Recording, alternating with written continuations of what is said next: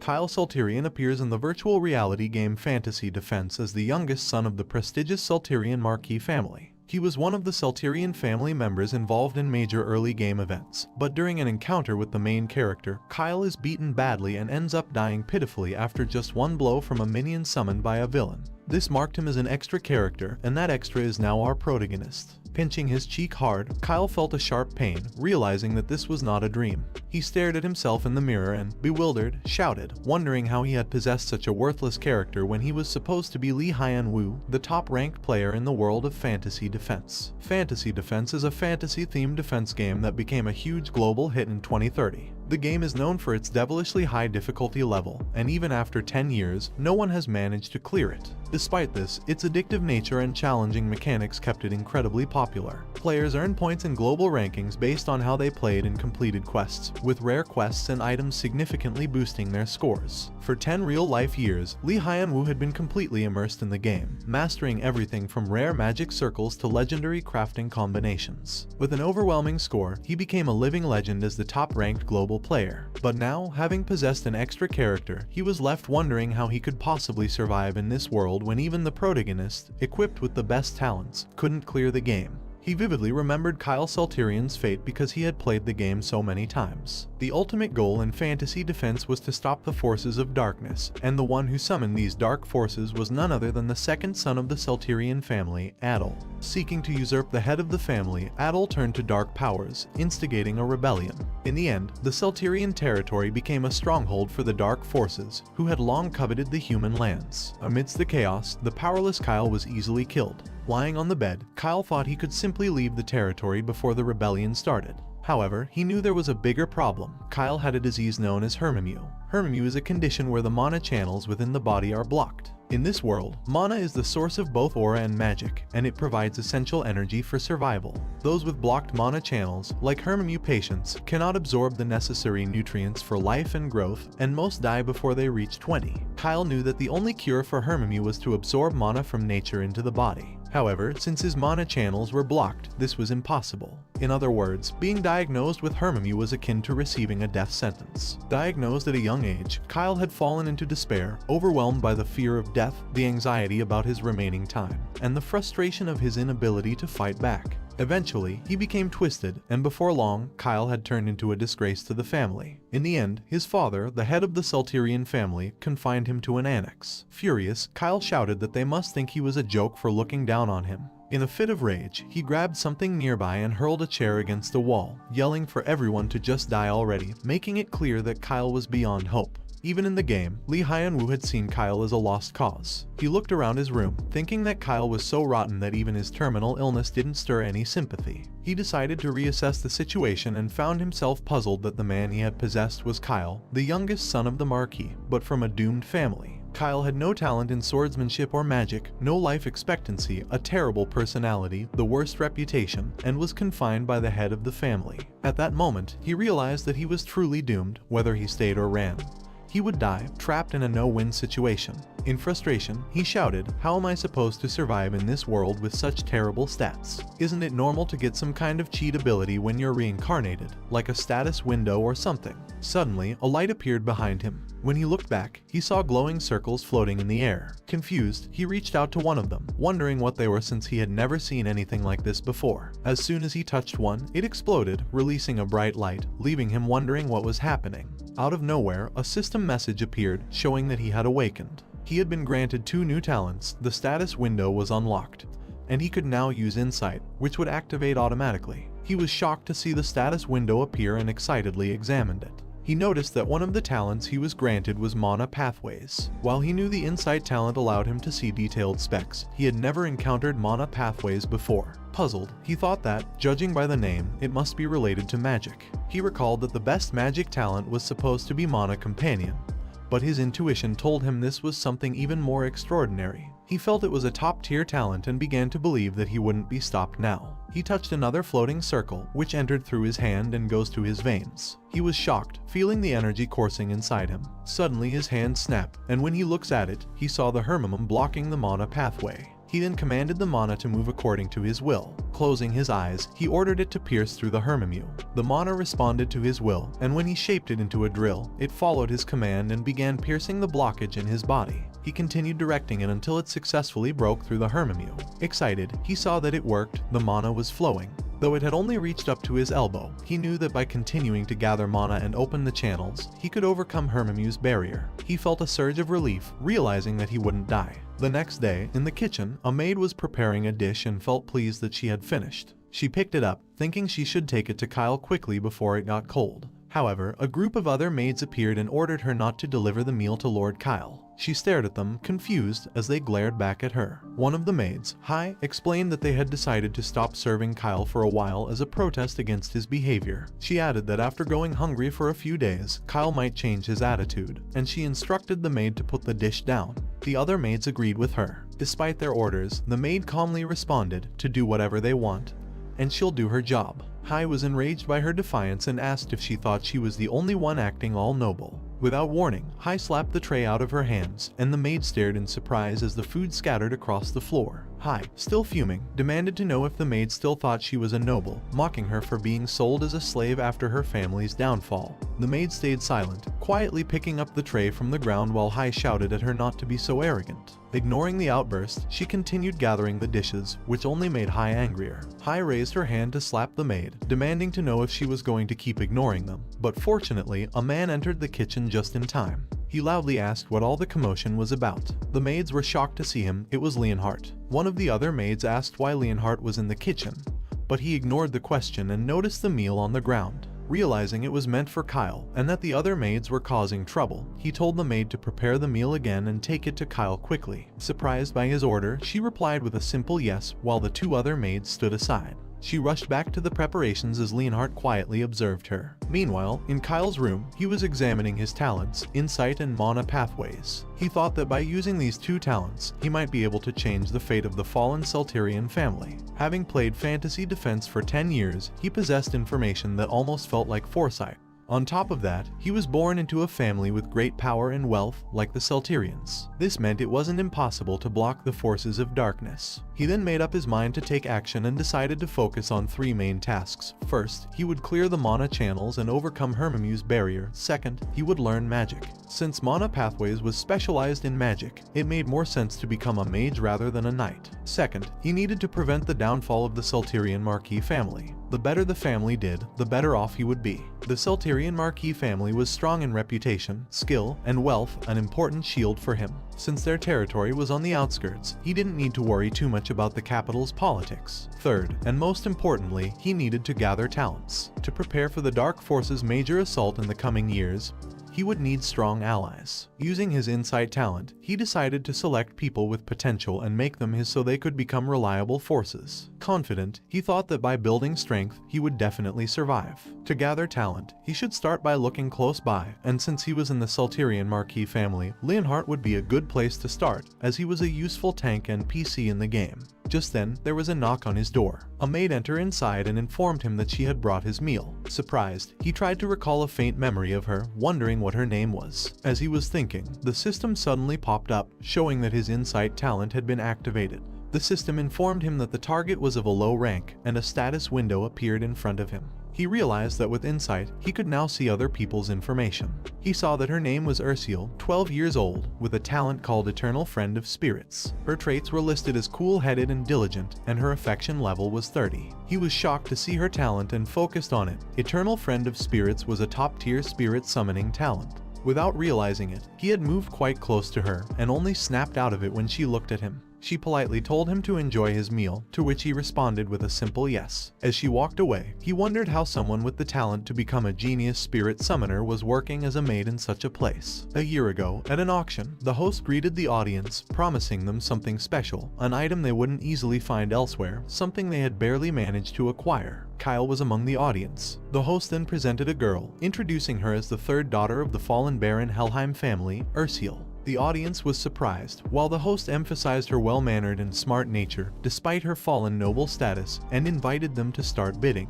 The bidding began at 50 gold, quickly rising to 70, then 90, and higher. Next to Kyle was Leonhardt, who urged him to leave, commenting that slave auctions weren't worth their time. However, Kyle raised his hand and made an offer of 300 gold for Ursiel, shocking both Leonhardt and the host. The host, wide-eyed, announced the bid, asking if anyone wished to bid higher. Leonhardt, taken aback, asked Kyle if he really intended to buy a slave and what his father would think of it. But Kyle, irritated, shouted at Leonhardt to stop nagging him, saying he could spend his money however he wanted and that his father didn't care about what he did. As the host declared Ursiel sold for 300 gold, Kyle rushed to the stage, removing his mask. Leaning closer to her, he told her firmly, "From now on, you belong to me." After leaving the auction, Kyle freed Ursiel from her chains, telling her she was no longer a slave. She could go wherever she wanted now. Ursiel, surprised by his words, hesitated. As Kyle turned to leave, she was confused about where she should go and reminded him that he had just said she belonged to him. This caught Kyle off guard. She rushed forward, grabbing his coat, and declared that she would follow him. Kyle stared at her for a moment, sighed, and told her to do as she pleased. Reflecting on the memory of how Kyle had met Ursiel, he realized it was one of Kyle's memories. He figured out that Ursiel had become a maid in the Marquis family because Kyle had taken her in after rescuing her from being sold as a slave following the downfall of her family. This realization made him see how much Ursiel had endured at such a young age. He also noticed that he had fully merged with Kyle, even feeling the emotions Kyle had toward her, the shared sense of abandonment and powerlessness against fate. He was snapped back to the present when he tasted the food Ursiel had brought. Surprised by how good it was, he asked her if she had made it herself. Ursiel, startled, rushed back in to check if something was wrong. Kyle reassured her that the food was delicious and praised her cooking skills, even requesting that she prepare it for him again in the future. Though surprised by the compliment, she agreed. Shortly after, the system showed that her affection toward him had increased to 35.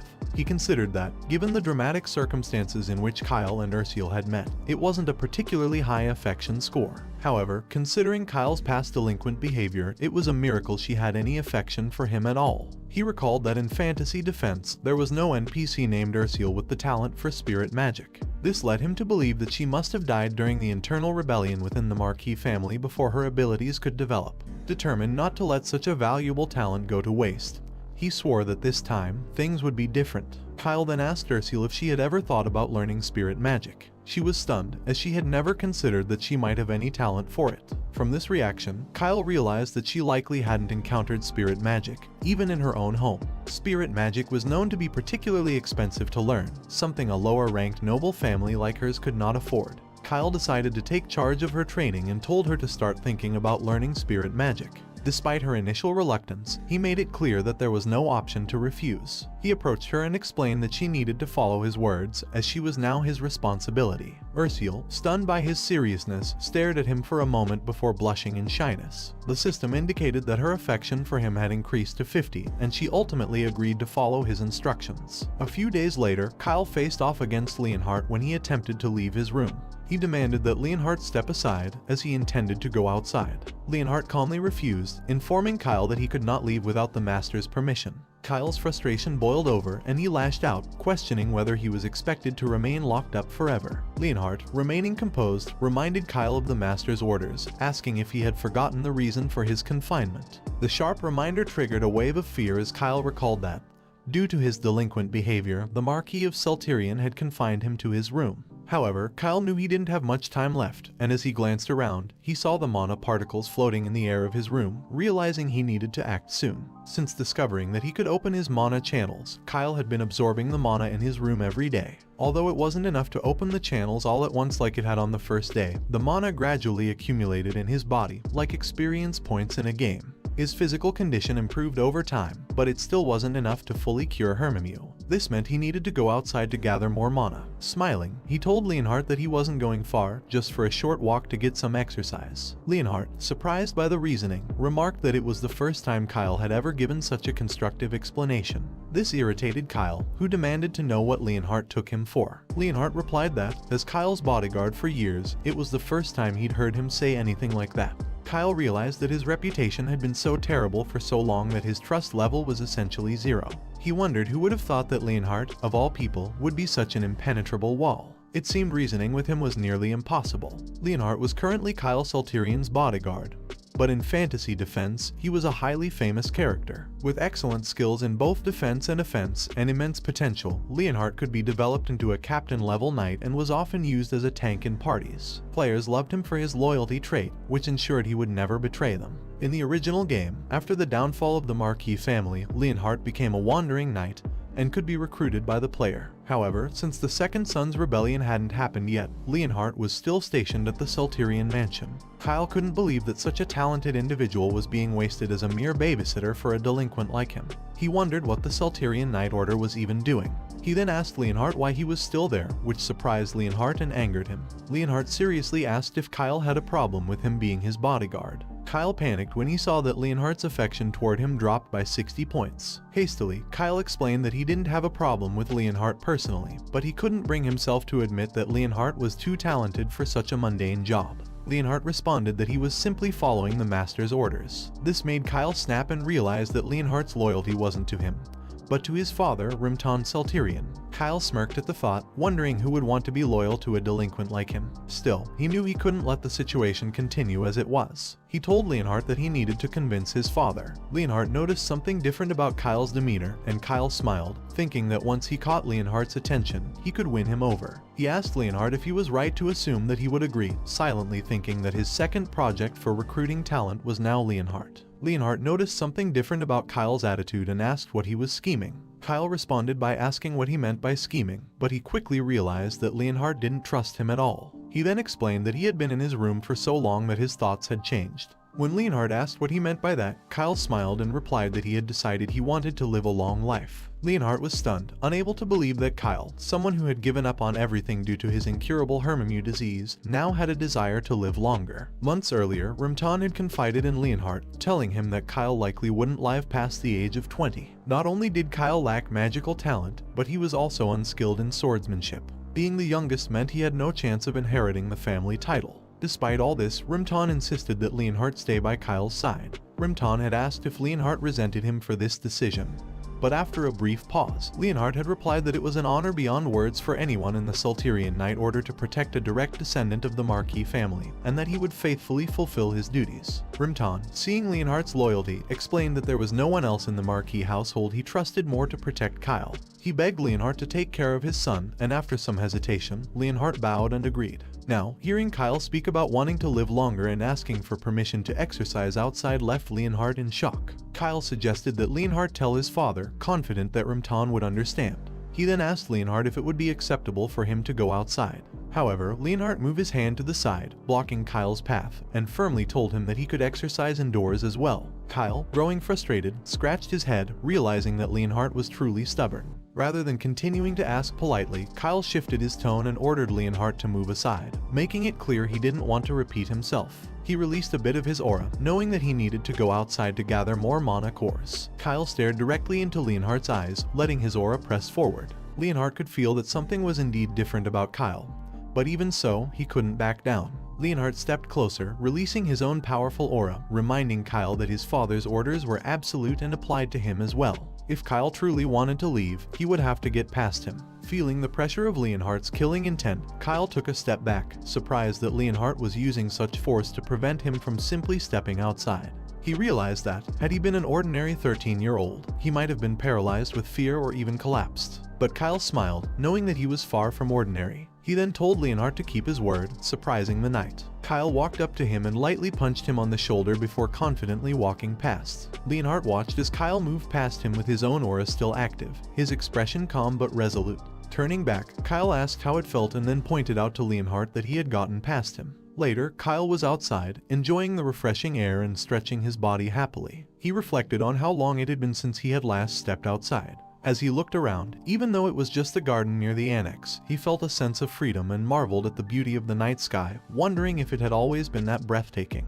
His excitement grew when he noticed mana particles scattered everywhere. Overcome with enthusiasm, he rushed toward them, thinking that he would devour them all. Leonhardt stood by, watching him. He hadn't expected Kyle to be so thrilled just to be outside, and it made him realize that, after all, Kyle was still just a kid. However, Leonhardt was still in shock, recalling how Kyle had managed to walk past him earlier. It confused him, knowing that Kyle hadn't trained in mana or aura and shouldn't have been able to withstand the pressure of his killing intent. While Kyle was busy gathering mana particles, he stole a glance at the stunned Leonhardt. He figured that Leonhardt was still rattled from what had happened earlier, and he knew the knight had every reason to be. Physically, Kyle was just a 13-year-old noble boy who had never been in a real fight.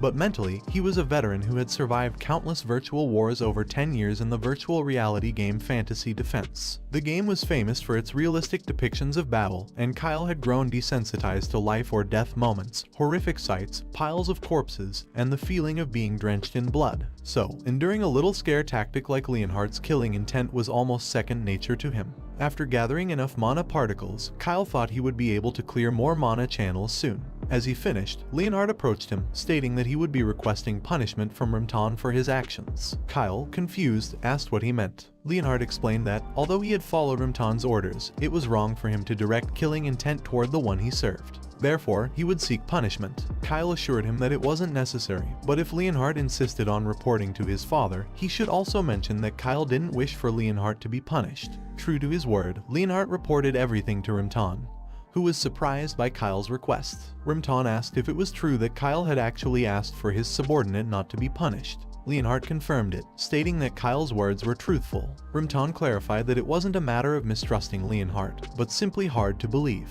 Leonhardt acknowledged this, admitting that even he had trouble believing it. He reported that when Kyle had calmly faced his killing intent, he had doubted what he was seeing as well. Rimton pondered, trying to understand how Kyle had resisted the killing intent of a knight as skilled as Leonhardt. He then asked what Kyle did afterward in the garden.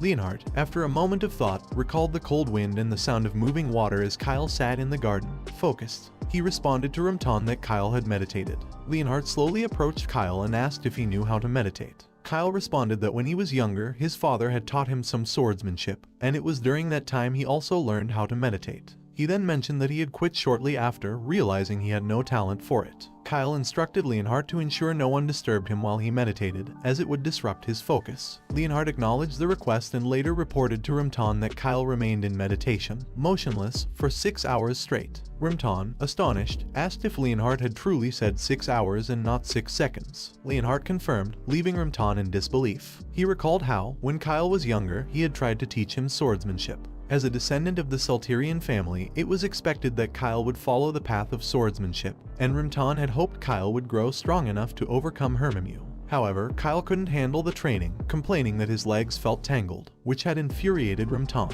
He had scolded Kyle, telling him to get up and reminding him that no weak descendant had ever come from their family. Certain that Kyle had neither talent nor determination, Rimton had given up on the idea of Kyle following the path of the sword. Yet now, that same Kyle had meditated for 6 hours. Perplexed, Rimton asked Leonhardt if Kyle had hit his head or if it was even possible for someone to change that quickly. Leonhardt reassured him, saying that he had checked everything, including the food, and found nothing amiss. He admitted that Kyle had seemed different recently, not just in his determination, but even in the way he looked at him. It was clear that something had changed. Rimton, musing over this, decided that if Kyle was finally starting to mature, it wasn't a bad thing. He told Leonhardt to continue watching over Kyle, and Leonhardt agreed. Meanwhile, back in his room, Kyle focused on gathering mana from the air around him. As the mana collected in his hand, he began channeling it into his body, enhancing his perception skills. His sharpened senses allowed him to assess the condition of his body accurately. Feeling the mana coursing through him, he decided to attempt breaking through the mana channels all the way to his heart. The mana flowed through his arm, pierced through his shoulder, crawled along his spine, and finally reached his heart. Kyle clenched his teeth in pain but felt a wave of relief when the system indicated that the path to his heart had been cleared.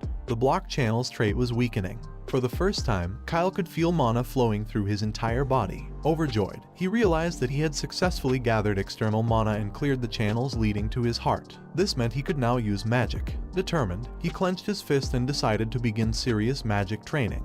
In that world, using magic required forming a mana circle near the heart. The higher the level of magic one wished to use, the more circles they needed to form. Creating multiple circles took time, which is why those aspiring to be mages began their training early, typically between the ages of 5 and 8.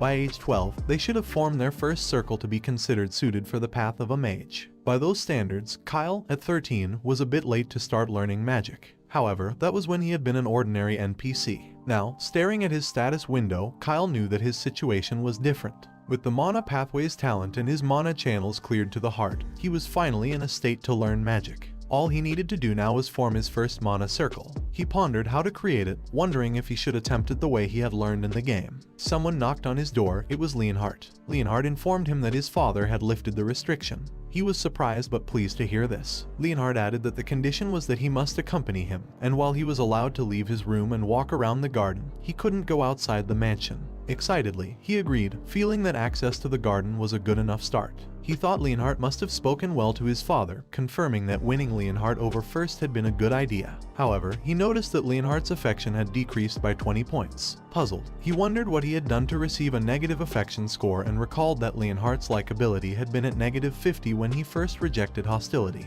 He speculated whether Leonhard had been moved by watching him meditate all night. Remembering how exhausted he was after meditating for 6 hours, he considered whether Leonhard was the type to be inspired by sweat and effort, much like in sports. With an idea in mind, he told Leonhard that it was perfect timing because there was somewhere he needed to go with him. When Leonhard asked where they were going, he simply replied that he would find out if he followed. They arrived at the library, and the librarian was horrified to see him. He greeted her, but she immediately questioned how he had gotten there and rushed to Leonhard for an explanation, reminding him that Kyle was forbidden from entering the library. Leonhard informed her that Rumtan had lifted the restriction, which shocked the librarian even more. Tearfully, she recalled how Kyle had previously thrown books on the floor and torn them to pieces. She had begged him not to destroy the rare books she had obtained after traveling all over the Empire, but he had dismissed her pleas, stating that they were just paper she wouldn't be able to read once she was dead. He had then proceeded to tear them up and throw them away, leaving her in tears. She reminded Leonhard that after that incident, Kyle had been banned from the library again. He wondered if such a thing had actually happened. Clearing his throat to get their attention, he told the librarian that he had come to read books and asked if there were any related to magic. They both looked at him in confusion. She replied that while they didn't have many, they did have introductory level books for beginners because the Duke's family had always emphasized swordsmanship over magic. He said that would be sufficient and requested the book that explains how to form circles. A moment later, he began reading about mana being the force that created everything, a form of supernatural energy. The text also mentioned that supernatural energy was a term defined by the scholar Joshua Allengren, associated with his birth story. Frustrated, he questioned whether this was truly an introductory book and why it was so complicated. Exhausted, he lay down, doubting that 7-year-olds could understand such material, and thinking it resembled a university thesis. He wondered if he really had to read all of it when, in a game, a status window would appear and the knowledge would be automatically learned. Suddenly, the status window showed that his insight skill was activated. Surprised, he watched as it began translating the low-level book's text.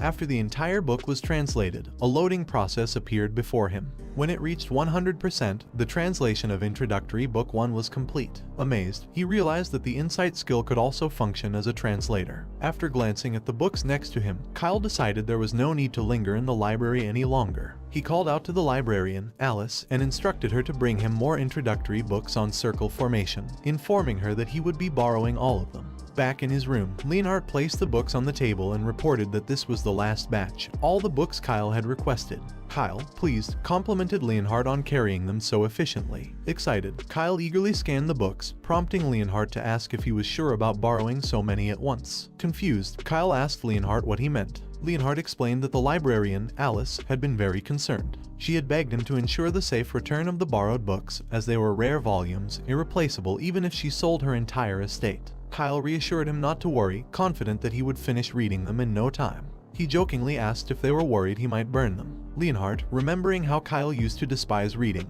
wondered aloud about the sudden interest. His curiosity grew as he noticed that the books were about mana usage and the basics of circle formation. Surprised, Leonhard reminded Kyle that Hermimuse disease blocked the body's channels, preventing mana and aura from flowing through it. Before Leonhard could finish, Kyle cut him off, stating that learning magic would indeed be difficult for him and asking if that was what Leonhard had intended to say. Leonhard apologized for overstepping, but Kyle assured him that he was correct. He acknowledged that everyone in the household likely thought the same, and that what he was doing must seem strange to them. This caught Leonhard off guard. Kyle then clarified that, as the infamous disowned youngest son, no one would be surprised if he acted oddly 1 or 2 more times. He added that reading wouldn't harm anyone, and he understood why Leonhard was concerned, worried that another failure might send Kyle into deeper despair. However, Kyle reminded him that, as he had said before, he didn't intend to die young. With a light punch on Leonhard's shoulder, Kyle swore that he would do everything in his power to succeed. He then headed to his bed, announcing that it was time to lie down and read some more, leaving Leonhard in stunned surprise. Leonhard watched as Kyle lay down, picked up a book, and smiled happily. This triggered a memory of the Kyle Celterian he had known, a boy crying in the training hall, calling out for his father. Leonhard had approached him then, concerned, and asked why he was crying. Kyle had tearfully replied that his father had told him he didn't need someone like him. Leonhardt had tried to console him, worried about his fragile state. As Leonhardt picked up one of the books, he reflected on how Kyle, once just a tearful child, was now slowly changing.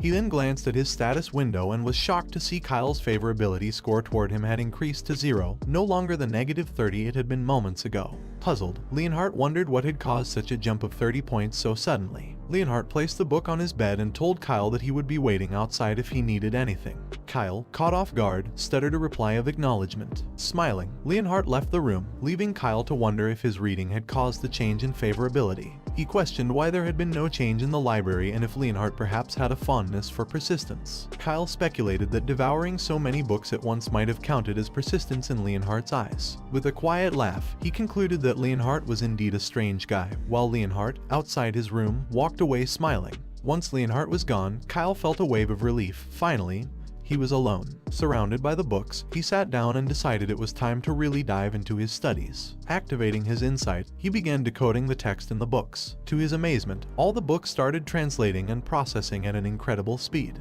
He noticed that insight worked dozens of times faster than normal reading, with even the most difficult parts of the text being stored as easily understandable data. The system then notified him that the principles of circle formation had been digitized and saved. His understanding had increased, and all the books in his vicinity had been fully decoded. Excited by the speed and ease of the process, Kyle clicked on the principles of circle formation to move to the next step, forming a circle using the decoded data. The system confirmed that he had understood the principles of circle formation and met the minimum requirements to form his first circle. As he stared at the golden circle in front of him, Kyle knew that by directing mana along the golden path, he could form the circle. Pushing the golden path toward his heart, he commanded it to move inside him. The force of the golden path entering his body caused the book's data around him to fly, and the system showed that the mana was following the path within him. He felt a sharp pain in his chest, like his heart was burning. Yet he knew he had to endure, or else the mana would backfire and damage his organs. The magic circle began to form in his heart as he pushed through the pain, constantly telling himself to hold on for just a little longer. When the golden path finally began to disappear, leaving behind a completed magic circle, the pain became nearly unbearable. He shouted internally, urging himself to endure just a little more. Moments later, the golden path vanished, leaving a perfect magic circle inside his heart. The pain faded, and Kyle opened his eyes, wondering if he had succeeded. The system confirmed it. He had successfully formed his first circle, his block channels had weakened, and his mana pathways had intensified. He could now store refined mana within the circle. Overjoyed, Kyle stood up, shouting in triumph that he had done it. However, his celebration was cut short as a wave of dizziness hit him. He noticed the bright light outside his window, realizing that it was already morning. He had pulled an all-nighter. Before losing consciousness, Kyle thought to himself that Leonhardt and Ursula were definitely going to scold him for this, and then he collapsed to the floor. A short while later, Ursula entered the room, bringing his breakfast. She gasped in shock when she saw him lying on the ground, surrounded by books, and rushed to him in worry, shouting to ask why he was on the floor and what was with all the books. In just one night, Kyle had successfully used all the mana he had accumulated to form his first circle. A new chapter in his life as Kyle Salterian, the official mage, had begun. Later that day, Alice was horrified when she saw the mess the books were in as Leonhardt returned them. But Leonhardt tried to comfort her, saying that at least none of the books were damaged. Days later, in the kitchen, Ursula carefully prepared Kyle's meal. As she placed the garnish on top of the meat, her preparations were complete. She smiled, remembering Kyle's reaction to the last meal she brought him, and how he had praised it as incredibly delicious, just as he had expected from her. Grabbing the tray, she turned to deliver the food to Kyle. However, a group of maids blocked her path, asking if the food was meant for Kyle. She confirmed it was. Hai stepped forward, telling Ursula that they would deliver it for her so she could rest. Confused, Ursula asked what she was suddenly talking about. But Hai reminded her that serving Kyle was Sally's responsibility and that Ursula was only a temporary replacement. Sally chimed in, mentioning that Kyle's personality had improved recently, and they were suggesting they return to the original arrangement. Ursula stared at them for a moment before replying that she didn't want to, and if they had complaints about their work or wanted changes, they should take it up with Kyle directly. Furious, Hai shouted at Ursula, ordering her to stop. But Ursula continued walking. Before she could leave the kitchen, another maid entered, staring at her. The tension grew as Hai continued shouting, asking if Ursula really thought she was something special. Ursula said nothing and left the kitchen, ignoring the maid's glares. Arriving at Kyle's room, Ursula smiled as she watched Kyle enjoy the meal she had prepared. She asked if the food suited his taste and mentioned that she had adapted the recipe he had taught her last time. Kyle complimented her cooking, telling her that her skills improved day by day. Shyly, Ursula admitted that she had been practicing hard every day and had even learned a few new recipes from the head chef. Kyle praised her diligence and hard work. After finishing his meal, Kyle put down his utensils and asked about her progress with spirit magic, making her visibly worried. He ordered her to bring the introductory book on spirit magic he had given her, which she quickly fetched. Opening the book, he asked how far she had read, and she replied that she was about halfway through. When Kyle examined the book, he was surprised to see the worn pages and detailed notes, realizing that Ursula had been studying diligently. He knew that, coming from a noble family, she had a solid basic education, so her learning speed wasn't slow. He also considered that, given her age, she was quite talented, and it would be ideal to build her skills gradually over time. However, he sighed, telling her that at her current pace, it wouldn't be enough, which left her surprised. Kyle knew they didn't have the luxury of time. In 2 months, the Salterian family would hold the heir succession ceremony, and on that day, the coup led by the second son, Adel, would take place. The Marquis family would fall, and Ursula, caught in the chaos, would lose her life. Kyle understood that she had to become stronger before then. He told Ursula that, for now, she should leave the cooking to someone else and focus solely on her studies. He explained that this would help her concentrate better, and he would have Sally take over serving him again, so she shouldn't worry. To his surprise, Ursula clenched her fists and shouted no in disagreement. Startled, Kyle called her name in confusion. Stuttering, she swore that she would work hard, continue studying spirit magic, and keep cooking without neglecting either. Tearfully, she begged him not to let someone else serve him, pleading to keep her duties. Her sincere gaze, filled with tears, left Kyle stunned. In that moment, he understood something deeper. Ursula had lost everything when her family collapsed. She had gone from being the daughter of a baronet to a slave, and now a maid. She had lost contact with her family and didn't even know if they were alive. It was only natural that she felt insecure, just as she had started adjusting to life as a maid and finding some stability.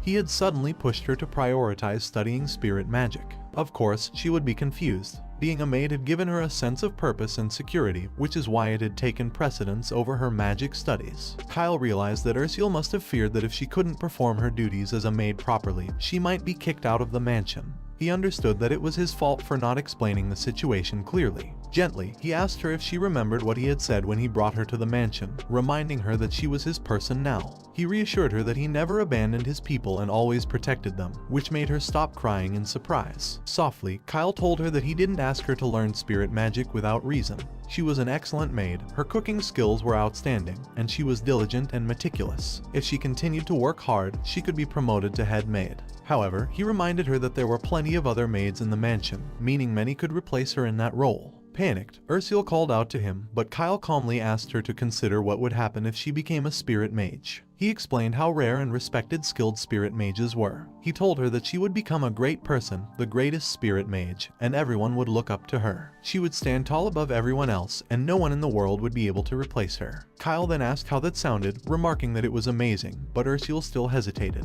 Worried, she asked if she could really do it. Kyle confidently reassured her, telling her that she absolutely could. Handing the book back to her, he told her once again that she could become the greatest spirit mage and that he believed in her. Ursula, happy and encouraged, accepted the book, replying that she would work hard because she trusted him. She hugged the book tightly, and the system notified Kyle that her affection for him had increased by 60. Surprised by her answer, he gladly encouraged her, feeling content with her trust. Afterward, Kyle officially appointed Ursula as his personal maid, entrusting her with most of his personal affairs. To ensure she could study and work in peace, he moved her out of the shared maid quarters and gave her a private room. When he showed her the room, she was amazed. He knew it was not only better for her studies but also for his security. Additionally, this way, she wouldn't have to worry about clashing with the other maids. Ursula expressed how much she loved the room, especially because it was so close to his, which left Kyle stunned for a moment. He asked if that was what she liked most about it, thinking she might be quite the attachment addict, to which she happily replied yes. Kyle then sincerely told her that they should work hard together and survive no matter what. Later, while Ursula was in the library, she noticed someone walking outside.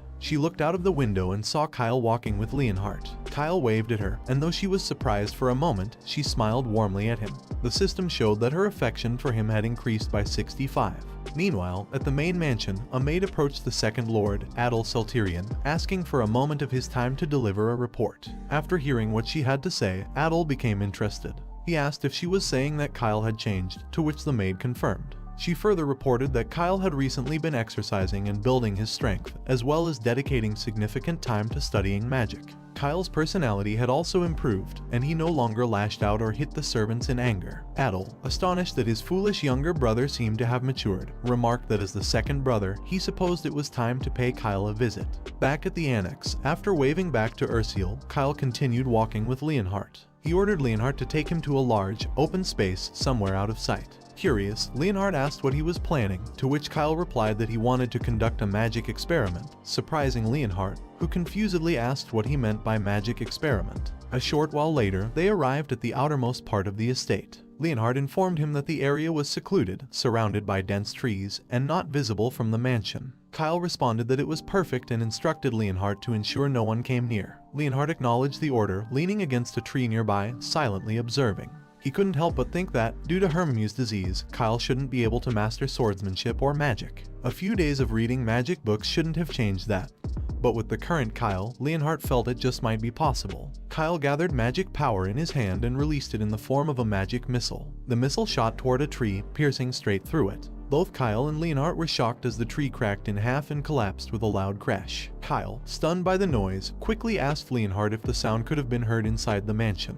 Leonhardt reassured him, explaining that he had used his aura to suppress the explosion, so the sound of the tree falling wouldn't have been heard either. Kyle sighed in relief and complimented Leonhardt on his quick reflexes. However, Leonhardt, still in shock, asked when Kyle had formed a circle. Kyle replied that it hadn't been long and that he had simply followed the instructions from the book he borrowed from the library, and it worked. Leonhardt, even more surprised, asked if that meant Kyle was now cured. Kyle confidently confirmed that he had overcome Hermiu's disease, releasing his magic in his palm as he spoke. Leonhardt stared at Kyle, recalling his earlier words about not planning to die young and doing everything he could to survive. It all made sense now. Smiling, Leonhardt congratulated him on surpassing his disease. The system then notified Kyle that Leonhardt's favorability toward him had increased by 10, making him realize that Leonhardt was truly a man of perseverance. Leonhardt went on to explain that Magic Missile was typically a first circle spell, usually with the strength of a punch from an adult male. However, the power Kyle had displayed was far beyond that of a typical first circle spell, as evidenced by the destroyed tree. Kyle agreed, adding that the power he felt was more akin to a fourth circle spell, even though he was still technically a first circle mage. He assured Leonhardt that despite his current rank, he had just unleashed a fourth circle level of power with a first circle spell, to which Leonhardt marveled at how incredible that was. Kyle admitted that even he hadn't expected such strength, leaving Leonhardt to wonder if he was some kind of prodigy. Kyle then remarked that, regardless of how they looked at it, such power was too conspicuous. Grateful for his inside talent, he reflected on how he had managed to read all the first circle magic books in the library thanks to it. Without insight, it would have taken him months just to form a circle. However, one question lingered in his mind: why was the magic usage decoded by insight different from the game? He remembered that according to the magic books, casting magic involved drawing a complex magic circle, followed by intricate calculations and equations before circulating mana to activate the spell, a very old school method. In contrast, in the game, magic casting was much simpler. Players only needed to draw a basic magic symbol with mana, and the spell would activate immediately. It was easier, faster, and more powerful. Kyle decided to try using magic in the more user-friendly way, like in the game. However, the power he unleashed was overwhelming. He knew this was a problem, as it wasn't time to reveal his full strength yet. Kyle asked Leonhardt if he could keep what he had just seen a secret. Leonhardt, taken aback, asked if he meant keeping it from his father as well. Kyle, with a soft smile, replied yes and playfully suggested they keep it between themselves. To his shock, the system immediately showed that Leonhardt's favorability had decreased. Kyle couldn't believe he was losing favor just for that, and he wondered if his cute tone was that off-putting. Shyly, Kyle explained that there was a reason for his secrecy. He didn't want anyone to know how strong he was just yet. Leonhardt, still puzzled, asked why. Kyle revealed that it was because of the upcoming succession ceremony in 2 months. This revelation startled Leonhardt, and Kyle asked if he was aware of the event. The succession ceremony in the Marquis of Sulturian family was a traditional competition to determine the heir, not based on age, but on merit. The family judged candidates on personality, swordsmanship, wisdom, knowledge, public support, and the opinions of loyal followers. The goal was to select the most promising heir who could lead the family to greater prosperity. Currently, 2 individuals were fiercely competing for the position of heir: the eldest son, Abel Sulturian, and the second son, Adolf Sulturian. Abel, the eldest son of the Marquis's legitimate wife, was the most likely candidate. Known for his gentle nature and exceptional swordsmanship skills, Abel had been groomed to be the heir since childhood. He had grown up with high expectations as a model elite, primarily supported by the family's long-serving retainers. Adolf, also born of a legitimate wife, had long been overshadowed by his elder brother and overlooked for many years. However, as he matured, Adolf's personality became more composed, and his swordsmanship skills improved rapidly, allowing him to stand out. His supporters were mainly young, passionate knights, giving Adolf a reputation with the air of a gang leader. In a tense exchange, Adolf angrily stomped his foot, glaring at Abel. He asked if Abel was now ignoring him, his younger brother. Abel, appearing lost in thought, responded that he hadn't even noticed Adolf approaching. Adolf didn't buy the explanation, pointing out that Abel had manifested aura at the age of 5. How could he not sense someone nearby? Abel brushed it off, calling it a childhood fluke and saying it wasn't something worth bragging about, and that Adolf should stop bringing it up before people laughed at him. One of the elders with Abel joined in, noting that Adolf hadn't manifested aura until the age of 15, adding that his own son had been the same, making him worry his son lacked talent. Abel, with a calm smile, replied that some start slowly but grow quickly once they've taken that first difficult step, subtly encouraging Adolf. One of Adolf's knights, angered by the remark, shouted at the elders, asking if they wanted to die. Adolf quickly intervened, commanding his knights to stop and reminding them that they were in the main house, where their father resided, so they should not act recklessly. The knights stammered an apology, barely containing their frustration. Abel watched Adolf for a moment and complimented him, stating that he had trained his subordinates well, and that he was indeed a worthy candidate for the heir of the Marquis of Saltirian. Adolf smiled back, warning Abel to laugh while he could because he wouldn't be laughing for much longer. With that, Adolf ordered his knights to leave, walking away while Abel watched him go, his expression thoughtful. Later, as Kyle cut his steak into pieces, he reflected on the upcoming succession ceremony, which was only 2 months away. The Saltirian Marquisate didn't follow the principle of primogeniture, and legitimacy or illegitimacy didn't matter. The sole criterion for selection was strength, meaning any direct descendant of his father was eligible to compete. However, there was an exception, him. Due to his illness, Kyle had been removed from the succession race early on. His third older brother, Duke, was also not involved in the struggle. Kyle knew that his being 15 wasn't a problem, but his swordsmanship and magic were far inferior to his much older brothers. Leonhardt then asked about the current state of the succession landscape. Kyle explained that it was a duel between his eldest brother, Abel, and his second eldest brother, Adolf. With the ceremony so close, neither Abel nor Adolf would welcome any unexpected developments. He then posed the question, what would happen if it became known that he, someone who had never been considered a threat, suddenly emerged with great power as a dark horse? He offered 2 possible reactions: either they would try to bring him to their side, or they would try to crush him while he was still young. Both Leonhardt and Ursule were surprised by Kyle's thinking. Leonhardt pointed out that it was an extreme way of looking at things but admitted that throughout history, bloodshed over succession was not uncommon. Kyle confirmed that this was exactly what he meant. Kyle recalled the game's setting. Abel was essentially good-natured and would be fine with him. Adolf, on the other hand, would definitely try to kill him. From the beginning, Adolf had been plotting to wipe out the entire family. Kyle explained that, in his current position, having just overcome Hermimu and showing promise for the future, but still with limited skill as a young First Circle wizard, he could be seen as a potential ally. But if they didn't see value in him, the damage wouldn't be too severe. Leonhardt studied him for a moment before standing up, remarking that wizards often concealed their abilities to protect themselves. He had heard that many downplayed their circle level. In that context, Leonhardt acknowledged that Kyle's strategy made sense. However, he reminded Kyle that after the succession ceremony, he would have to report everything to his father, which made Kyle worry. The system showed Leonhardt's favorability toward Kyle decreasing again, and Kyle wondered if he had reached the limit of Leonhardt's patience. Kyle knew that Leonhardt's loyalty currently lay with his father, not him. It was unrealistic to expect Leonhardt to unconditionally support him at this point. Still, the fact that Leonhardt hadn't outright refused him was a better situation than before. Kyle smiled to himself, thinking that even if Leonhardt didn't fully agree yet, he would eventually make Leonhardt follow him. He stared at Leonhardt from behind with a confident, almost eerie determination, thinking he would win him over whether by stealing his loyalty or letting himself be stolen. Leonhardt, suddenly feeling chills, turned around to look at Kyle and asked if he was really serious about becoming a wizard. Momentarily confused, Kyle replied that he was. He asked Leonhardt if it wouldn't be a good thing for the renowned Saltirian Marquisate, known for its swordsmanship, to have a skilled wizard among them. Leonhardt smiled softly, a mix of pride and understanding in his expression, and told Kyle that it would indeed be good. This surprised Kyle. Leonhardt then cheerfully told Kyle that his father, the head of the family, would be happy to hear about his progress. The system displayed a notification showing that Leonhardt's favorability toward Kyle had increased by 30. Kyle could hardly believe the sudden boost in favorability and wondered if it was due to their recent conversation. Meanwhile, Leonhardt complimented Ursula on her cooking, particularly praising the steak. Ursula humbly replied that it was just a simple dish and thanked him. Excited by the favorability increase, Kyle speculated that eating together with Leonhardt might be the key to gaining his favor. Not wanting to miss the opportunity, he sweetly suggested that Leonhardt should eat with him in his room from now on.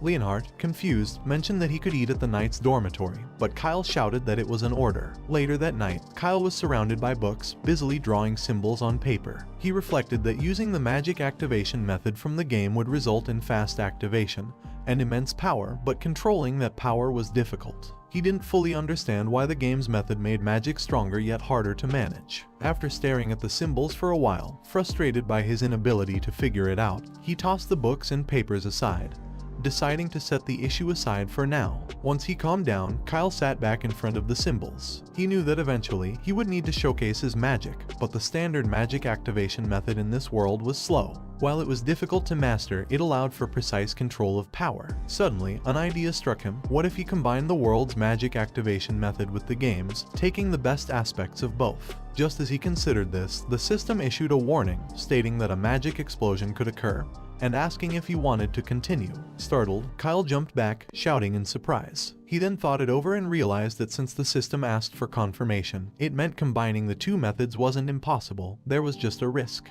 He reasoned that high risk, high reward was a principle he was willing to follow. Without hesitation, he clicked yes on the warning. Suddenly, a strong surge of magic power flowed through his body. The system appeared again, reminding him that he was attempting to combine two activation methods and that a magic explosion could occur. Once more, it asked if he wanted to proceed. Kyle, now excited, clicked yes again. The system began analyzing his body and showed him that his understanding of magic missile was very high. It analyzed an efficient path and completed the combination, merging the two methods inside his magic circle. Kyle watched in awe as the two magic methods combined, successfully creating new magic. He released the combined magic missile spell and marveled at its power. Energized by the success, Kyle decided to experiment further. He adjusted the magic, adding and removing elements to refine it. The system issued more warnings, but Kyle ignored them, pushing forward with his modifications. Suddenly, an explosion erupted, causing significant damage. Ursula, who had been walking outside his room, heard the blast and rushed in, asking if he was okay. Kyle awkwardly laughed, explaining that he was fine and had just been practicing magic. He coughed, waving away the dust from the explosion. Concerned, Ursula asked how practicing magic had led to the destruction of a wall in his room. Kyle sheepishly admitted that he should have conducted the experiment outside. Realizing this might have been the meaning of the system's warning, he made a mental note to set up a proper magic workshop with strong barriers for future experiments. Leonhardt then burst into the room, alarmed by the loud noise. He was shocked to see the destroyed wall and asked what had happened. Kyle casually told Leonhardt to help him clean up the mess, to which Leonhardt, though confused, agreed. Deciding to deal with the chaos first, Kyle focused on cleaning up before thinking about his experiments any further. The next day, Ursula was cooking, staring at the pot, and feeling that something tasted a bit off. She recalled Kyle's recent comment that her dish had been a bit plain, and she began to worry about how to fix the flavor. Suddenly, a voice interrupted her thoughts. A maid, Daisy, smiled warmly and remarked that she could tell Ursula was preparing a meal for Kyle, complimenting her diligence. Ursula stared at Daisy for a moment, her expression cautious, and coldly replied that it was her job. Sensing her caution, Daisy quickly tried to ease the tension, suggesting that if the stew's seasoning fell off, Ursula could try adding a dash of nutmeg. Intrigued, Ursula listened as Daisy explained that nutmeg could enhance the flavor, bringing out a rich umami taste. Encouraged to trust her, Ursula added the nutmeg, stirred the pot, and tasted it. To her amazement, the flavor had improved dramatically. Lowering her guard slightly, Ursula asked if Daisy was good at cooking and if she could teach her more. Daisy, still smiling sweetly, responded that she'd be happy to help however she could. Daisy then offered to help carry the food to Kyle's room, and Ursula gratefully accepted. As they left the kitchen, Daisy pushing the food cart and Ursula holding the teapot, Daisy asked how Kyle had been lately. She remarked that she'd heard he had become much more polite and admitted she had been worried when Ursula became Kyle's exclusive maid, fearing he might trouble her or treat her harshly. Ursula reassured her that Kyle treated her well. Daisy laughed, commenting that it was good to hear and that Kyle had indeed become more dignified, getting up early, exercising, and studying diligently. Ursula shyly agreed, mentioning that Kyle had been working very hard lately. Later, when Ursula arrived at Kyle's room, she told him that Daisy had asked about him. Curious, Kyle asked if that was true, to which Ursula confirmed it, reporting that Daisy had inquired about what he had been up to and who he had been meeting. Kyle asked what she had told Daisy, and Ursula replied that she simply said she didn't know, as she didn't think she should reveal anything about him. She then asked if she had responded correctly. Kyle praised her for handling the situation well but advised her that in the future, it would be okay to answer moderately, as he wouldn't be able to hide the fact that he had overcome Hermimew and was learning magic forever. Ursula nodded, assuring him she'd keep that in mind. Kyle then thought to himself, surprised that things were already moving so quickly. He had expected someone to act first, but he couldn't believe how quickly the situation was escalating, especially with Adolf, who seemed to be rushing things. Later that night, in the main mansion, Rumtan angrily asked Leonhardt if it was true that Kyle had overcome Hermimew. Leonhardt confirmed it, reporting that Kyle was now studying magic on his own. Although Leonhardt knew Kyle had already achieved the first circle and possessed power beyond that, he decided to withhold some details for now, honoring his promise to Kyle. Rumtan, still in disbelief, remembered how terrible Kyle's condition had been the last time he saw him. It was that memory that had driven Rumtan to be so angry and harsh with his son. Kyle, filled with rage, shouted at his father, asking if he had chosen to be born with such a body. He angrily added that Rumtan should have just killed him at birth, glaring at him with pure fury. This enraged Rumtan, who called Kyle a wretched fool. He then angrily declared that he would pretend Kyle didn't exist and ordered him to stay locked in his room, warning him not to cause any trouble. Kyle clenched his teeth in frustration and shouted in pain. Overwhelmed by his anger and helplessness, Rumtan vividly recalled that moment. Now, turning to Leonhardt, he asked how old Kyle was, to which Leonhardt replied that Kyle had recently turned 13. Rumtan then reflected that overcoming Hermimew typically required exceptional talent in magic or swordsmanship, and such talent usually manifested around the age of 5 or 6. For someone like Kyle, Rumtan asked if there had ever been cases of overcoming Hermimew at the late age of 13. Leonhardt admitted that he wasn't certain but confirmed that Kyle had indeed overcome Hermimew and that he had personally seen Kyle using first circle magic. Rumtan was left speechless by the revelation, wondering if it was truly a miracle. After a pause, he asked Leonhardt if he thought he should meet Kyle. Leonhardt, sensing his hesitation, responded by asking if Rumtan wanted to meet his son. Rumtan stuttered, unsure, explaining that Kyle probably still resented him. Leonhardt, surprised, noted that Kyle had actually said he wanted to speak with Rumtan personally. The following morning, Leonhardt approached Kyle, offering to convey anything Kyle wanted to say to his father. Kyle, however, disagreed, insisting that he needed to meet Rumtan in person to talk. As he jumped off the fence he had been sitting on, Leonhardt reminded him that he was still under house arrest and couldn't leave the annex without his father's permission. Kyle acknowledged this, explaining that was precisely why he had brought it up. He then ordered Leonhardt to inform his father that he really wanted to see him. Leonhardt, caught off guard by the intensity of the request, hesitated. Seeing no response, Kyle resorted to a softer tone, almost begging Leonhardt to deliver the message. Leonhardt, visibly uncomfortable with Kyle's tone, reluctantly agreed, noting to himself that Kyle didn't seem to harbor any resentment toward his father. When Leonhardt later delivered the message to Rumtan, the Marquis was excited, eagerly asking what Kyle had said about him. Leonhardt cleared his throat and replied that Kyle actually wanted to meet with him in person. Rumtan Saltirian, the head of the esteemed Saltirian Marquisate, a renowned swordsmanship family that had protected the frontier from monsters for generations, stood before the portrait of his own father. One of only 5 sword masters on the continent and Kyle Saltirian's father, Rumtan commanded respect. As Kyle faced the portrait, he noticed his hands trembling, and the realization hit him, Kyle's body still remembered the fear and resentment toward his father. Before Li Haiyan-Wu possessed Kyle's body, there had been a painful history between Kyle and Rumtan.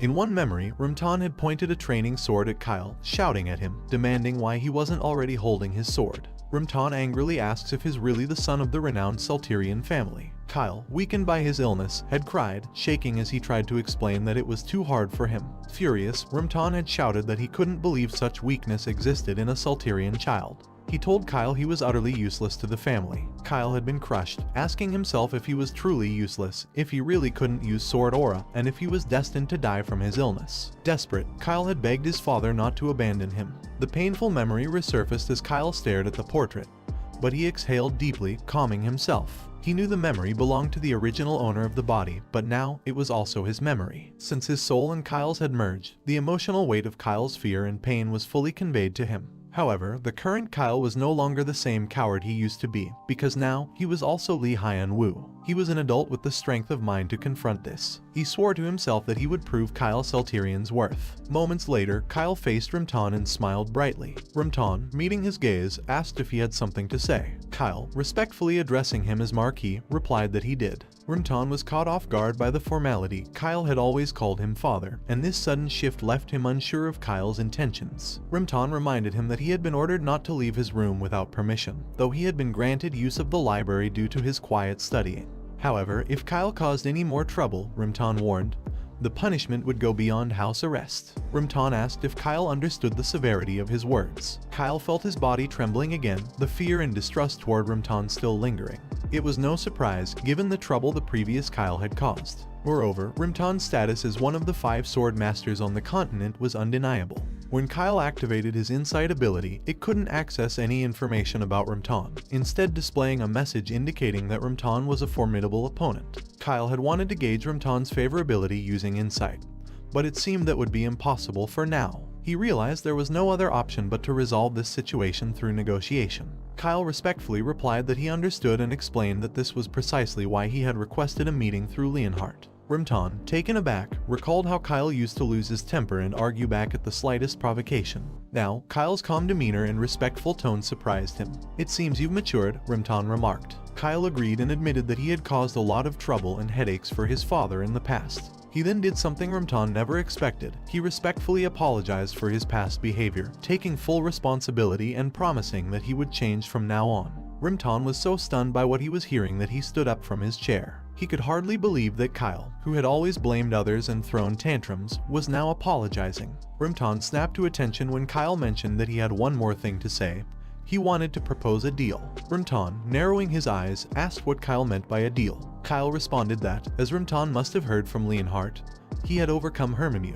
Rimton acknowledged this but admitted it was hard to believe that such a miraculous thing could really happen. Kyle agreed and, without hesitation, released magic power from his hand, shocking his father. Addressing him formally as Marquis, Kyle told Rimton that he was now a first circle mage. To further prove his point, he released more magic, spreading the aura around them. Rimton, initially skeptical even after hearing Leonhardt's report, now had no choice but to admit the truth. He could sense the flow of mana from Kyle and acknowledged what he was witnessing. Kyle continued, explaining that he would only continue to grow stronger. He noted that it was well known that mages who overcome Hermimew have exceptional potential, and it hadn't taken him long to reach the first circle on his own.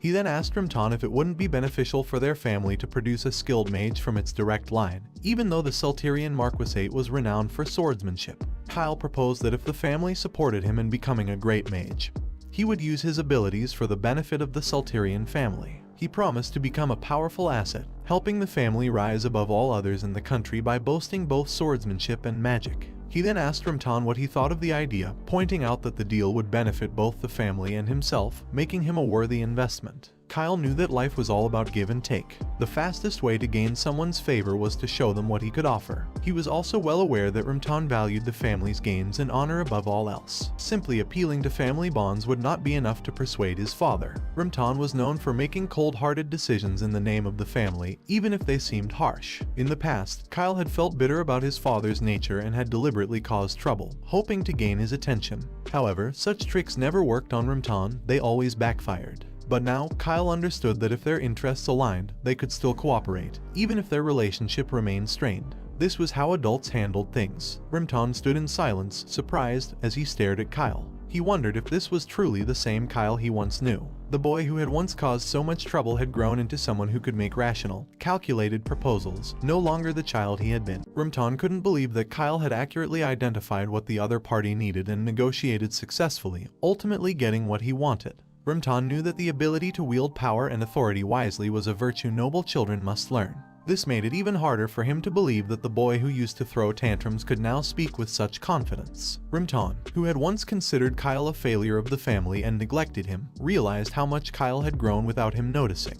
He replied by acknowledging Kyle as a valuable asset to the Saltarian family and assured him that he would spare no expense in providing funds and magic stones for his studies. He then encouraged Kyle to show his worth, to which Kyle confidently responded that he would live up to his expectations. A few days later, Kyle excitedly asked Leonhardt and Ursiel what they thought as he introduced them to his new magic workshop. He explained that he had reinforced the interior with a barrier magic artifact and equipped it with tools for potion making and artifact crafting, ensuring there were no more holes in the walls. Leonhardt, while looking around, replied that it was amazing and must have cost a lot. He then asked where Kyle got the money, as it didn't seem like his allowance could cover such expenses. Kyle proudly responded that it was all his father's money and boasted that his charming demeanor had made his father gladly provide the funds. Leonhardt, feeling disgusted, wondered aloud if Kyle's charm really worked on his father, while Kyle called Ursula to come closer. When Ursula approached, she asked if there was something he needed her to do, but Kyle replied that wasn't the case. He opened a door inside the workshop and explained that it was hard to use spirit magic freely in the main room, which was why he had created a separate space. He also mentioned that the room was equipped with soundproofing and anti-vibration facilities so she could practice her spirit arts without worry. Additionally, he had gathered related books and spirit stones for her to use as much as she liked.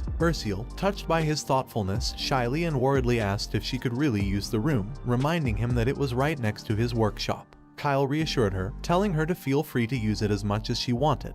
He reminded her, as he had said before, that he wanted her to become his right hand, not just a maid who served him, but a spirit user who was irreplaceable. Ursula was so moved that she was momentarily stunned, before bursting into tears, which surprised Kyle. She then swore to work hard, learn everything she could, and become someone who could truly help him. The system showed that Ursula's favorability toward Kyle increased by 70. He smiled at her and told her it was good, not noticing the glowing crystals on the table. Suddenly, a magic circle appeared on the floor near Ursula's feet, emitting a bright, intense light that caught their attention and left them in shock. Kyle asked why the spirit circle was reacting all of a sudden and questioned Ursula if she had used spirit arts, but she replied that she hadn't done anything. He was stunned, knowing the glow signaled a summoning. Mana quickly gathered above them, changing color and forming into something. Within a minute, a spirit was summoned and emitted a happy sound, rushing toward Ursula. Kyle was shocked, thinking that since the spirit immediately approached her, it must have been Ursula who summoned it. Ursula, confused, asked if it was indeed a spirit, but Kyle was lost in thought, marveling that Ursula truly possessed the talent to be an eternal friend of spirits. He then praised her, telling her that she could already summon a spirit, to which Ursula, still flustered, stammered that she hadn't done anything. He explained to her that the techniques of a spirit user are a bit different from magic spells or incantations. He mentioned that spirit users naturally feel the energy of spirits with their soul, and suggested that perhaps, when her emotions heightened, the spirit stone in the workshop responded, leading to the summoning of the spirit. She then looked at the spirit lovingly embracing her, and he informed her that the spirit stone, which had been full just a moment ago, was now completely used up. Panicking, she asked him what she should do and whether she had used it all up. He reassured her, telling her that it was no big deal and that the stone was placed there for her to use. He gazed at her, surprised that she had summoned a spirit so quickly, and wondered what kind of spirit it was. His insight ability showed him that it was a high-level being, but it couldn't identify the spirit, making him realize that, despite its small size, it was of such a high level that even insight didn't work. He then asked Ursula if she knew what kind of spirit it was. She replied that she would ask the spirit itself and began communicating with it. After a brief conversation, she told him the spirit's name was Asura, an ancient spirit of light. Shocked, he shouted in disbelief, asking if the chubby little creature was truly an ancient spirit of light. The spirit angrily responded to him. Ancient spirits are the highest tier of spirits, and summoning one is a rare feat, even after using up all of one's spirit stones and praying for 3 days and nights. Yet Ursula had summoned one on her first try and did so unconsciously. However, he thought that for an ancient spirit, it looked a bit too unimpressive, which angered the spirit, causing it to bite his head. Ursula explained that Asura said this wasn't its true form and that if it returned to its original form, the mansion would collapse. He quickly replied that he understood. She then gently grabbed Asura while Leonhardt asked if he was okay, seeing him in tears while holding his head. Ursula told him that Asura wanted to be her friend and asked what she should do. He explained that Asura was asking to form a contract and, since it had come to her unconsciously, she must have a very strong affinity with it. Ursula then asked Asura if it truly wanted to make a contract with her and if it was really okay, to which the spirit happily agreed. They opened a contract magic circle, and Ursula swore, I, Ursula Helheim, make the truest contract with the ancient spirit of light, Asura. Asura opened its eyes and declared that Ursula Helheim would be recorded as its summoner, then asked her to choose a name for it as an ID. Kyle, interrupting, suggested the name Flappy, causing Asura to stare at him in silence for a moment before asking again for a name. Yet again, Kyle insisted that its name should be Flappy, and the spirit, feeling defeated, confirmed its name as Flappy. Kyle laughed victoriously. After the contract was complete, Flappy opened its eyes and happily rushed toward Ursula. who thanked it for becoming her friend and said that from today it would be known as Flappy. The spirit joyfully agreed. Ursiel and Flappy sealed their contract, while Kyle watched proudly, glad that his talent development project was progressing so well. Some time passed, and a few days later, Kyle received a visitor, one of his brothers. His brother mentioned that he hadn't been paying enough attention to Kyle as his older brother, but Kyle responded that it was nothing at all, and if anything, he should have visited his brother first. He then called out to Adolf, his second brother. Ursiel then poured them tea while Adolf stared at her. She asked if there was anything else they needed, and Kyle replied that she had worked hard and should rest, which she immediately agreed to before walking away. Adolf silently continued to watch her. He then asked Kyle if he was right in thinking that Ursiel was the one he had bought from the slave market. Adolf remarked that she was quite pretty and mentioned that he happened to need a new maid. He then asked if Kyle could send Ursiel to him, causing Kyle to stop drinking his tea in surprise. Kyle immediately thought Adolf was a scummy brat. He knew Adolf had come because he had heard the news about his healed Hermimew and was frustrated that this was the first thing Adolf mentioned. Feigning shyness, Kyle replied no and suggested that perhaps Adolf could choose someone other than Ursiel. To avoid suspicion, Kyle decided to act as though he had a crush on her, blushing and acting shy. Adolf, surprised by Kyle's reaction, burst into laughter and told him he was just joking, that he wasn't such a scoundrel that he would take away a girl Kyle liked. Kyle, still playing along, shyly told Adolf not to tease him like that because it had startled him, to which Adolf laughingly agreed. Adolf thought that for now, he would have to give up on the idea as he couldn't afford to antagonize Kyle yet. He recalled hearing rumors that the prodigal son had reformed, but seeing Kyle interested in women at such a young age made Adolf think Kyle was still a lost cause, which was better for his own plans. It would make it easier to corrupt Kyle and lead him into darkness. Adolf then told Kyle that if he had known his younger brother was so amusing, he would have befriended him much earlier. Adolf also noted that Kyle's body seemed to have recovered quite well, to which Kyle agreed, saying that his daily life was no longer hindered by major problems, though his Hermimew wasn't completely healed yet but was gradually improving. Curious, Adolf asked what Kyle meant by not fully healed, to which Kyle explained that it was a long-term illness, so it was difficult to heal it all at once, but it was steadily getting better. Kyle then told Adolf to watch him, surprising Adolf as Kyle began releasing magic. Kyle proudly revealed that it was a magic spell he had created, and that it was about 1.5 times stronger than ordinary spells. He asked Adolf what he thought of it, and Adolf, smiling thoughtfully, replied that it was impressive that Kyle could create magic as well. Kyle happily thanked him. Adolf, however, quietly assessed the situation. Although Kyle's illness wasn't cured, his rapid growth and the fact that he was only at the student level of the first circle wouldn't threaten the succession. Adolf also remembered Daisy reporting that Kyle's attitude had changed dramatically, almost as if he were a different person, and that his magical abilities were improving.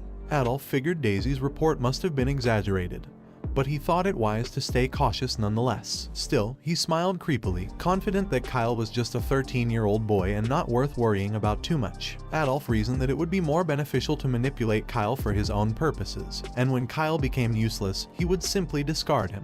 Adolf then directly asked Kyle if he had thought about joining his side. Kyle feigned surprise, asking Adolf if that's what he truly meant, to which Adolf seriously nodded. Kyle remained silent for a moment before smiling, knowing he had just gained an advantage over Adolf. After a bit more conversation, Adolf said goodbye, telling Kyle that he would get permission from their father. Kyle politely agreed, thanking Adolf for entrusting the matter to him. Adolf stepped out of Kyle's room and saw Leonhardt waiting. Leonhardt respectfully bowed to Adolf and wished him a safe journey. Adolf was irritated at the sight of Leonhardt, knowing that he was a tough nut to crack. Despite all efforts to coax Leonhardt, he had yet to switch sides. Still, Adolf thought it was better for Leonhardt to remain neutral than to join Abel's side. He concluded that it was preferable for Leonhardt to rot under the command of a snot-nosed kid. Adolf sneered and told Leonhardt that he looked terrible, adding that he couldn't believe the darling of the knights was now guarding a mere child. With that, Adolf walked away, his guard following, leaving Leonhardt staring silently after him. Leonhardt then turned to Kyle's door and peeked inside. Kyle invited him in, informing him that the discussion with his brother Adolf had concluded and that Adolf had asked him to join the subjugation team. He explained that he would likely be acting alongside Viscount Jerome, one of Adolf's close aides from the 5th Legion, and that the mission would be his first test of loyalty to Adolf. At the same time, it was an opportunity to gain recognition from the family. Leonhardt, surprised, immediately offered to join the subjugation team as well. However, Kyle ordered him not to follow, explaining that Adolf would become suspicious if Leonhardt, a trusted knight of their father, were around. Kyle needed to earn Adolf's trust, and bringing along his father's men would jeopardize that.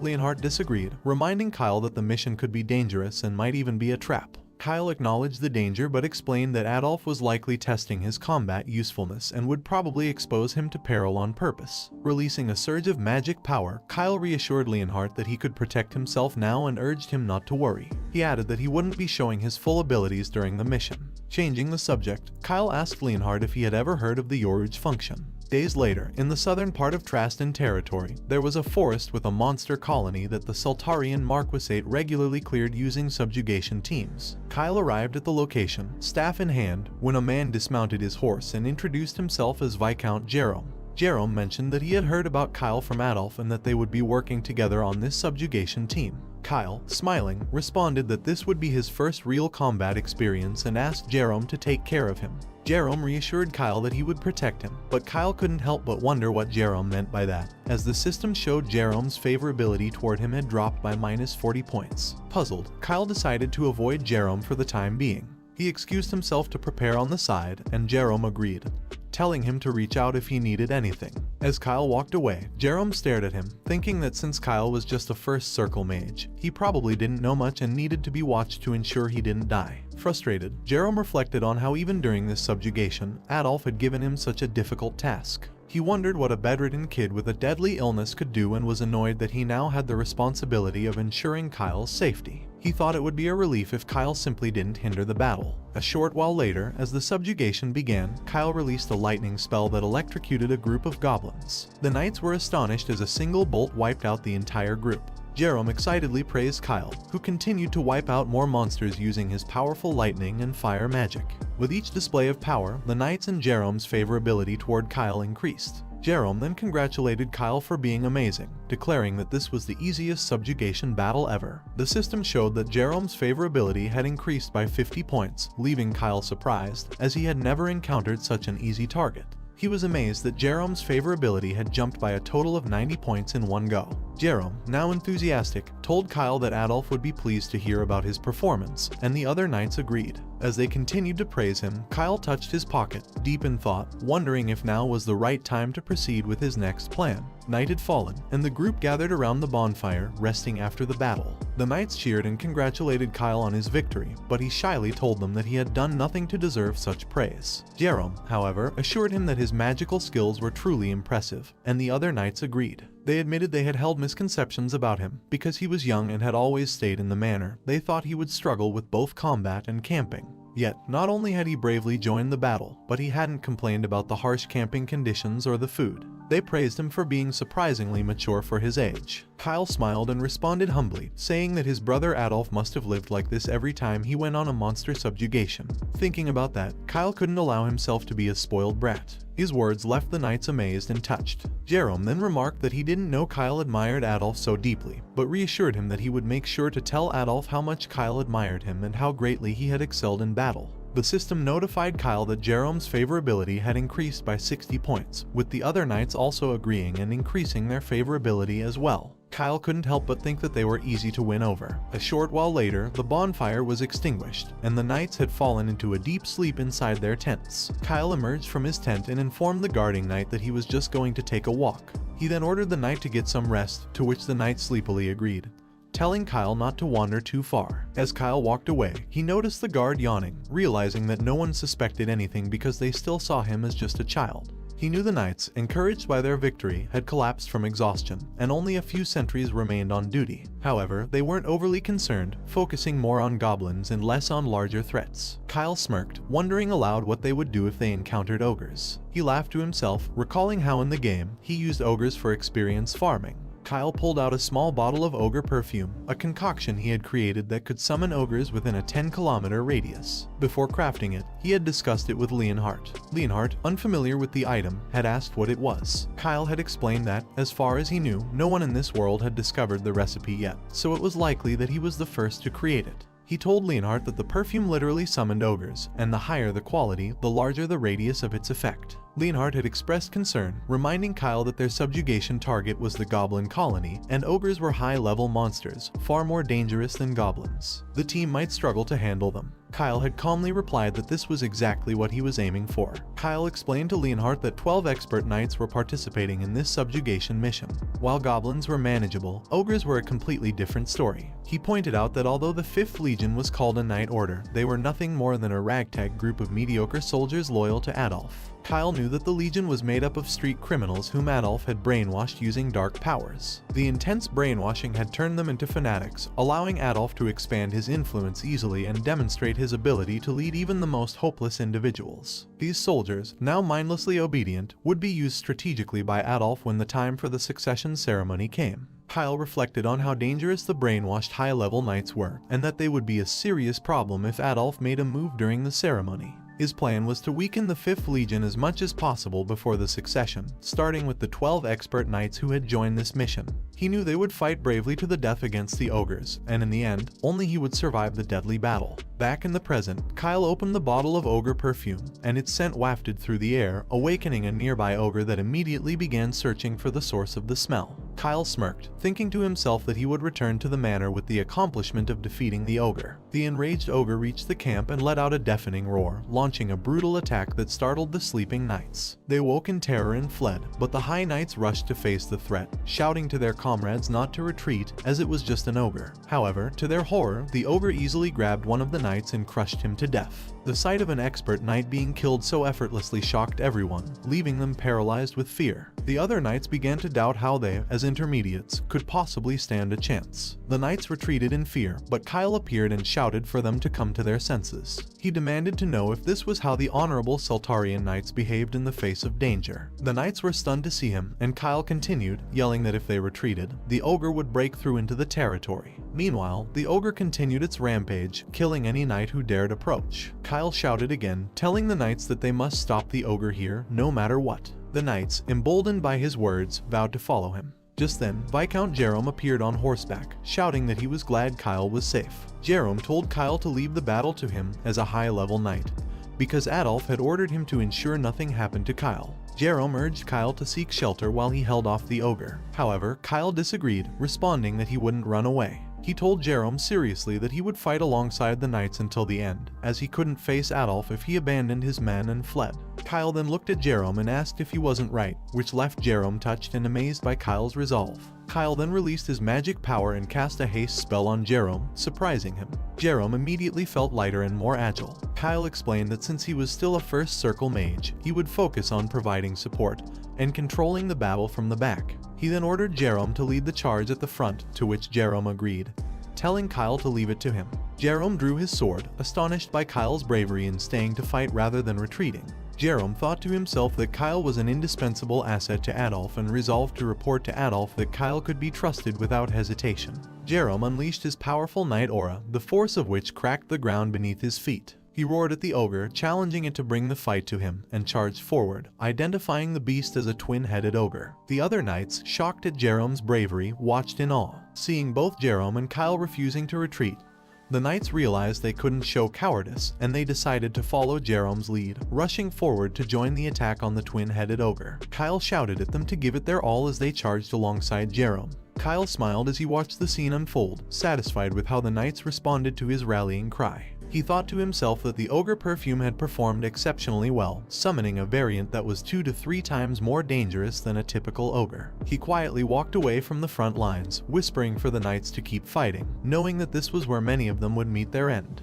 The ogre continued its rampage, killing more and more high-ranking knights. Jerome, furious, charged at the ogre, shouting that he was its match. The ogre turned upon hearing Jerome's voice, and Jerome slashed it from behind. While Jerome was occupied with the battle, one of the remaining high-ranking knights froze in fear, staring at the bodies of his fallen comrades. He realized that only a few of them were left and shouted in panic, asking if they were really going to make it out alive. He cried out that the ogre was far too strong for them. Kyle noticed the man and smiled to himself, thinking, it better be, otherwise there's no point. He silently vowed to wipe out every last one of those high-ranking knights tainted by darkness, knowing that this imposing ogre would serve that very mission. Jerome paused for a moment to catch his breath. Out of the 12 high-ranking knights who had started the battle, only 3, including himself, remained. He wondered if they could actually win and whether it was time to use his last resort. Jerome recalled Adolf telling him that he had gained the power of darkness and that he should feel its strength coursing through him. However, Adolf had warned him that unleashing the full extent of that power would prevent him from returning to his original form, turning him into a rampaging monster devoid of humanity. Adolf had made it clear that Jerome must never carelessly release that power. Jerome thought that if he unleashed it, he could defeat the twin-headed ogre, but at the cost of losing himself. Still, he wondered if that wasn't better than dying. Suddenly, a bolt of strong thunder magic struck the ogre, electrocuting it and snapping Jerome back to reality. Jerome remembered Kyle, who then shouted to him that he would provide magical protection, urging Jerome to push forward. Jerome stammered out a reply, relieved that Kyle, their wizard, was on their side. He thought it was still too early to use his last resort. As Kyle cast a spell, he activated his mental cleansing skill, boosting the morale of the knights. Jerome felt a surge of energy and clarity, as did the other knights. Feeling reinvigorated, Jerome confidently shouted that they were the 5th Legion under Adolf's command, and that they should show their true strength. With renewed resolve, Jerome and the knights launched another attack on the ogre. One of the knights managed to strike the ogre's head with his sword, and the others continued slashing at it. Meanwhile, Kyle observed the battle from a distance, counting the remaining high-ranking knights. Joshua, one of the high-ranking knights, was killed when the ogre hurled him into the air. Another knight was captured and squeezed to death before being slammed into a wall. Kyle smiled as he realized that only Jerome, the last of the high-ranking knights, remained. His priority had been to eliminate the 12 knights empowered by Adolf, and with most of them gone, only Viscount Jerome was left. Jerome, determined to avenge his comrades, shouted that their sacrifice wouldn't be in vain. He called out to Kyle, asking for one last spell to help him finish off the mutant ogre. Kyle, knowing the moment had come, smiled and cast another spell. Using his ensnare skill, he summoned a swarm of invisible hands that tightly restrained Jerome, trapping him in place. Jerome, shocked, struggled to move and demanded to know what was happening. Kyle calmly told him to keep his eyes forward, as the ogre was already upon him. Jerome panicked as he saw the ogre approaching, but before he could react, the ogre raised its massive hand and decapitated him in one swift motion. Blood splattered everywhere as Jerome's body collapsed, leaving the remaining knights in horror. They stared in disbelief, paralyzed by the realization that even Jerome had fallen. Panic set in, and the knights began shouting that they were going to die, drawing the ogre's attention. Fearfully, they wondered aloud if they would all meet the same fate as Jerome. Suddenly, a powerful fire spell descended upon the ogre, engulfing it in flames. The creature screamed in agony as it burned, and the knights stood in shock, watching the ogre slowly fall to the ground, finally dead. Kyle jumped down to the scene, announcing that it was over. The knights, still stunned, called out to him as he approached the ogre's corpse. Smiling, he grabbed the high-grade inner core from the ogre, knowing it was time to wrap up the charade. He turned to the remaining knights and shouted that the mutant ogre was dead, thanks to the opportunity Jerome had provided. Clenching his fist for emphasis, he declared that the victory belonged to the 12 brave high-level knights and to everyone who had fought valiantly, risking their lives for the cause. As the first light of the rising sun illuminated the scene, Kyle softly told them, "We did it." The knights, still in shock, took a moment to process his words. Slowly, realization dawned, and they erupted in cheers, celebrating their survival and praising Kyle. He smiled to himself, knowing his plan had succeeded perfectly. Bro is master manipulator. The subjugation was deemed a success. They had eliminated the mutant twin-headed ogre and wiped out the goblin den, which had been their original objective. However, the victory came at a significant cost, with many high-level knights lost. As they neared the mansion, someone shouted his name. It was Adolf, rushing towards him.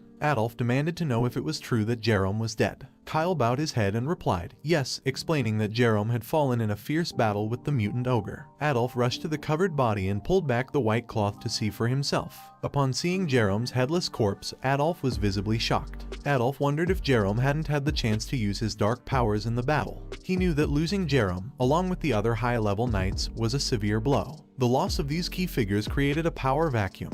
But Adolf also knew that there was nothing to be done and thought that somehow they would need to manipulate this ogre-related incident to their advantage. Feigning sadness, Adolf told Kyle he was relieved he had returned safely. Then, Adolf stepped closer and acknowledged that defeating the mutant ogre was Kyle's achievement. He patted Kyle on the head and promised to inform their father, ensuring Kyle would be properly honored. Kyle smiled and thanked Adolf, but Adolf didn't smile back. He simply stared at Kyle before furiously turning on his heel and storming back toward the mansion. Kyle, still smiling, thought to himself that for now, it seemed Adolf had been deceived quite well. Later, at the annex, Kyle proudly remarked to Leonhardt and Ursula that he had killed 2 birds with 1 stone, defeating the 5th Legion, gaining recognition from Adolf, and even acquiring the mutant ogre's core. Ursula carefully wiped his head as he added, laughing, that perhaps it was more like killing 3 birds with 1 stone. Leonhardt, concerned, told Kyle that what he did was dangerous but that it was a relief he returned safely. Kyle shrugged it off, saying it wasn't a big deal and that he could have defeated the mutant ogre on his own. He explained that he had only pretended to be weak to show that, while he had abilities, he was still harmless. Leonhardt then asked if Kyle planned to join Adolf's side now and what his intentions were regarding Abel. Kyle smiled, telling Leonhardt to just wait and see. He released Flappy back to Ursula and with confidence assured Leonhardt that Abel would come looking for him soon. A few days later, in the Seltarian conference room, Rimton addressed the gathered nobles. He announced that they would review the results of the expedition and decide on the distribution of the spoils. Additionally, they would discuss Kyle's contribution, which had been crucial in defeating the mutant ogre. He asked if anyone had objections. Adolf sat quietly, thinking that Rimton had taught him well, knowing this would be an opportunity to persuade Kyle further. The others, however, were in disbelief at Kyle's contribution. Then, someone spoke up, surprising Adolf. It was Baron Hemington. Hemington questioned whether it wasn't somewhat exaggerated to say that Kyle had played such a significant role in the expedition. Rimton asked Hemington to clarify, and Hemington explained that while he understood Rimton cherished his youngest son and wanted to promote him, Kyle was still only a first circle wizard, essentially an apprentice who had just begun learning magic. Hemington pointed out that considering Kyle's past behavior and the trouble he had caused, it seemed excessive to commend his achievements merely for participating in the expedition and returning alive. Hemington added that it was hard to believe Kyle could have matured overnight and suggested that everyone knew about the many troublesome incidents Kyle had caused in the past. He expressed his concern about what other accidents Kyle might cause in the future. Kyle smiled to himself, thinking that Hemington didn't hesitate to speak up because of the reckless reputation Kyle had built over the years. Calmly, he addressed Hemington, telling him that one should experience fighting a mutant ogre in person before making any judgments. He added that it wasn't as easy as Hemington seemed to think, and perhaps Hemington would understand if he experienced it himself. Adolf was impressed by Kyle's reaction, while Hemington fumbled, trying to explain. Before he could continue, Abel intervened, calling Hemington's name seriously. Abel explained that even senior high-level knights would struggle to defeat an ogre, and fighting a mutant ogre, which was more than twice as strong as a regular one, and returning alive, was nearly a miracle. Kyle was surprised that Abel had stepped in to defend him. Hemington, flustered, retorted that the knights had risked their lives to protect Kyle, and that all 12 high-level knights except Kyle had died. However, Abel calmly responded that the decisive blow that killed the mutant ogre had been delivered by Kyle's magic, as confirmed by the testimonies of the surviving knights. He acknowledged that while Kyle had wandered a lot in his childhood, he had performed admirably on the expedition and was now focused on studying magic diligently. Abel urged Hemington to set aside any biases and recognize Kyle's achievements. Hemington attempted to argue further, but Adolf cut him off, shouting that it was enough. Adolf then asked if Hemington thought he had the right to criticize Kyle, the direct heir of the Marquis family, based on irrelevant past issues. Adolf also accused Hemington of overstepping his bounds. Hemington, clearly shaken, replied that he would never dare, now confused as to why even Adolf was stepping in to support Kyle. Kyle began to realize that everyone seemed eager to praise him. Adolf cleared his throat and told Rimton that he agreed with Kyle's achievements and that Kyle should be properly evaluated, especially since the 5th Legion, which Adolf led, had testified that Kyle fought bravely. Rimton then addressed everyone, stating that if both Abel and Adolf agreed on Kyle's contributions, there were no further objections. He declared that Kyle's probation would be officially lifted, granting him free access to the main residence and permission to go out. Kyle smiled happily at the news. However, Rimton continued, announcing that the spoils of the mutant ogre would be distributed according to contributions, and that Kyle would not receive any spoils, which took Kyle by surprise. Rimton dismissed everyone, leaving Kyle confused, wondering why he hadn't received any spoils despite having his achievements recognized. Kyle quickly stopped his father and, with a sweet tone, asked if it was true that he wouldn't receive anything after going through all the trouble. Rimton calmly asked in return if Kyle was lacking anything, and then, in a whisper, reminded Kyle that he had kept the ogre core. This revelation shocked Kyle, making him realize that Rimton had caught on to his actions. Kyle immediately replied that he wasn't lacking anything and that just being freed from probation was enough. Rimton smiled and encouraged Kyle to do well from now on, saying that he trusted him. Kyle respectfully replied with a yes. As Kyle turned, Adolf appeared behind him and reminded him that he had kept his promise by informing their father of Kyle's achievements. Adolf told Kyle to remember how much he cared for him. Kyle replied with a smile, of course he knew, but internally he was irritated by Adolf's constant need to show off. Abel, observing them from afar, noticed the exchange and thought to himself that it seemed their youngest sibling had changed a bit. Abel then paused for a moment, realizing that he and Kyle needed to have a conversation soon. Later, Kyle had a meeting with his eldest brother, Abel, who told him that he possessed a rather trivial skill and that Kyle was the first to hear about it. Even their father didn't know. Kyle simply replied that he understood, but he felt a sense of pressure as Abel had suddenly appeared and was revealing a secret, even though Kyle had been waiting for Abel to come find him. A while earlier, after the meeting had ended and Kyle was about to leave with Leonhardt, Abel had called out to him, praising him for his performance in the battle. Abel had said that Kyle had successfully handled a real fight and was now a respectable wizard. Kyle had responded modestly, saying that he still had a long way to go since he was only a first circle mage and had been lucky during the expedition. Abel agreed and asked if Kyle had some time before dinner, as he wanted to hear more details about Kyle's achievements in the expedition. Kyle had smiled and agreed, telling Abel to feel free to approach him anytime.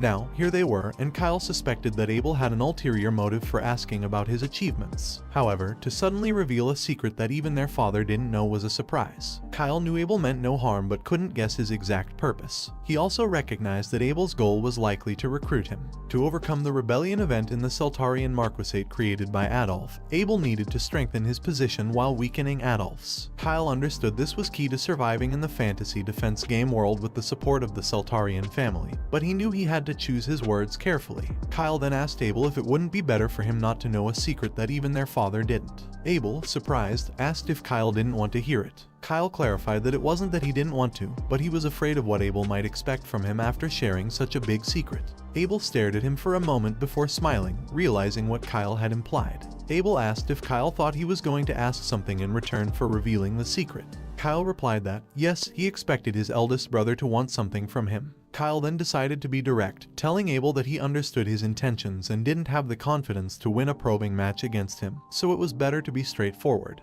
He also revealed that although he was currently associated with their second brother, Adolf, he was not supporting him. However, that didn't mean he planned to join Abel's side either. Meanwhile, on the training grounds of the main mansion, Daisy stood watching as Adolf released a powerful aura, taking out his anger on the dummies. With one final swing, Adolf sliced a practice dummy in half, sending it rolling toward Daisy. Adolf asked if it was true that the eldest had gone to see Kyle. Daisy fearfully replied yes and reported that the escort knights were present, so she couldn't overhear the conversation. Grabbing a towel, Adolf grumbled that he already had a good idea of what Abel would say, seething with frustration. Adolf had his eyes on Kyle first and now wondered if Abel thought he could easily win Kyle over. Angry, Adolf told Daisy that if Kyle were to be swayed by Abel, he would have Kyle poisoned or worse. After all, that's why he had placed Daisy there. Daisy was silent for a moment, glancing at the half-destroyed dummy on the ground before replying, yes, in fear. Back in the annex, Abel was taken aback by Kyle's blunt words. Abel then asked if Kyle would like to explain why he felt this way, and Kyle nodded. Kyle explained that it was because his eldest brother was kind, causing Abel to jump in surprise, clearly embarrassed. Abel asked what Kyle meant by calling him kind. Kyle knew that Abel's kindness wasn't just based on his actions in the game, and he confirmed this by using his insight. Even though Kyle's insight couldn't read Abel's status due to his high level, he could see that Abel's favorability toward him was at 0, not negative. This was surprising, as except for Ursiel, no one had ever regarded the troublesome Kyle favorably before. Shyly, Kyle told Abel that he really was a good person. Abel, even more embarrassed, thanked Kyle for seeing him in such a positive light but admitted that he felt a bit guilty. As his eldest brother, Abel said he hadn't been able to take care of Kyle properly, and was only coming to him now. Kyle, with a grin, reassured him that there was no need to apologize. He joked that if he had a troublesome younger sibling like himself, he would have buried them long ago, so the fact that Abel hadn't done so was already impressive. Abel was left speechless by Kyle's remark. Abel laughed, telling Kyle that he was really good at making jokes. He added that if he had known Kyle was such a witty younger brother, he would have tried to connect with him sooner, and if that had been the case, he might not have lost out to Adolf. But then Abel's tone turned serious, and he called Kyle's name, telling him that he could offer everything Adolf had promised, and in fact, even better conditions. Abel asked if there was any room for reconsideration, adding that he wasn't inclined to back down just because he was kind. Kyle replied that he was indulging the kind-hearted Abel by hearing him out, but noted that at least Abel wouldn't kill him for joining Adolf's side. Adolf, however, was different. He had a cruel nature, and if Kyle became a hindrance, Adolf would use any means necessary to remove him. Kyle explained that, having just overcome Hermimew and still being a first circle wizard, he lacked the strength to protect himself. If Adolf ever decided to target his life, Kyle admitted he wouldn't be able to withstand him. Abel looked at Kyle thoughtfully and remarked that Kyle was probably the only one in the family to give such an extreme assessment of Adolf. Kyle agreed, pointing out that Abel hadn't refuted his evaluation or raised any objections, so he must at least partly agree. Abel nodded, saying that this brought them back to the first point he'd made. Abel then admitted that his so-called trivial skill was good intuition. Since childhood, he'd always had a bad feeling before something terrible happened, and following that intuition had helped him avoid danger. As the succession ceremony approached, Abel's bad premonitions had only grown stronger, especially regarding Adolf, from whom he sensed a dangerous aura. Without concrete evidence, though, Abel wasn't sure how to act. Kyle was taken aback, realizing that Abel's intuition might be a low-level form of precognition, as it seemed to faintly detect dark powers. He recalled that in the game, Abel didn't have such abilities, which made him wonder if, by entering the game world, certain characters had developed talents they didn't previously possess. Ursiel, for instance, had evolved from a minor character who was meant to vanish to someone with exceptional elemental magic talent. Abel continued, explaining that despite his bad feelings, Adolf was still his biological brother and the second direct heir of the Marquis family. Although their father thought Adolf was a bit violent, Rimton didn't believe Adolf would do anything that crossed the line. Abel said that was why he had been trying to keep Adolf in check. He had no convincing reason to persuade others and had kept his worries secret. Kyle responded that he trusted Abel's intuition. He warned that if Adolf became the Marquis successor, the Seltarian family would be doomed, and everyone, including himself, wouldn't be safe. Abel was surprised by how much Kyle believed in his intuition.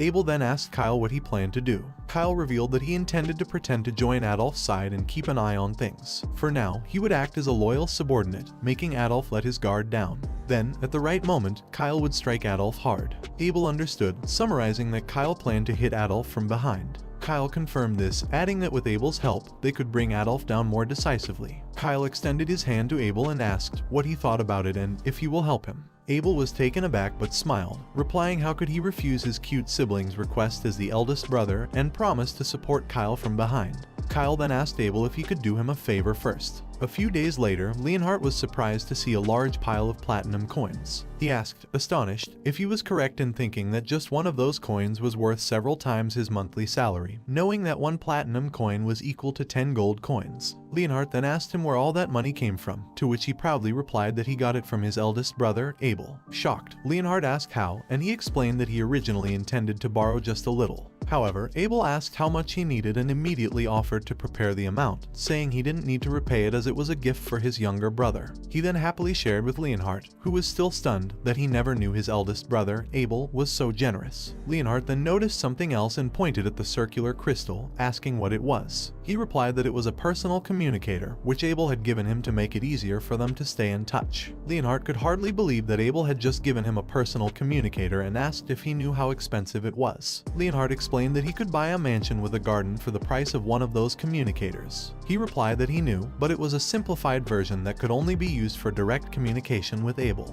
Leonhardt stared at him for a moment before commenting that, judging by the situation, things must have gone well with Abel. He excitedly confirmed, saying it turned out Abel was as kind as he had thought. He then handed the platinum coins to Leonhardt, asking him to hold on to them for now because he'd need them soon. Leonhardt, confused, asked what he needed that much money for, especially since the workshop renovation was finished and they had recently bought magic stones and spirit stones, so there was no need to purchase more. Stretching his arms, he explained to Leonhardt that he was going to make money and it would serve as his investment fund. The next day, Ursiel raised her staff and focused her power on it, attempting to gather light at the tip to brighten the surroundings. However, Flappy suddenly emitted a bright light, leaving her shocked and confused. She had been trying to make the staff glow, but instead, Flappy was glowing while sitting on Kyle's head.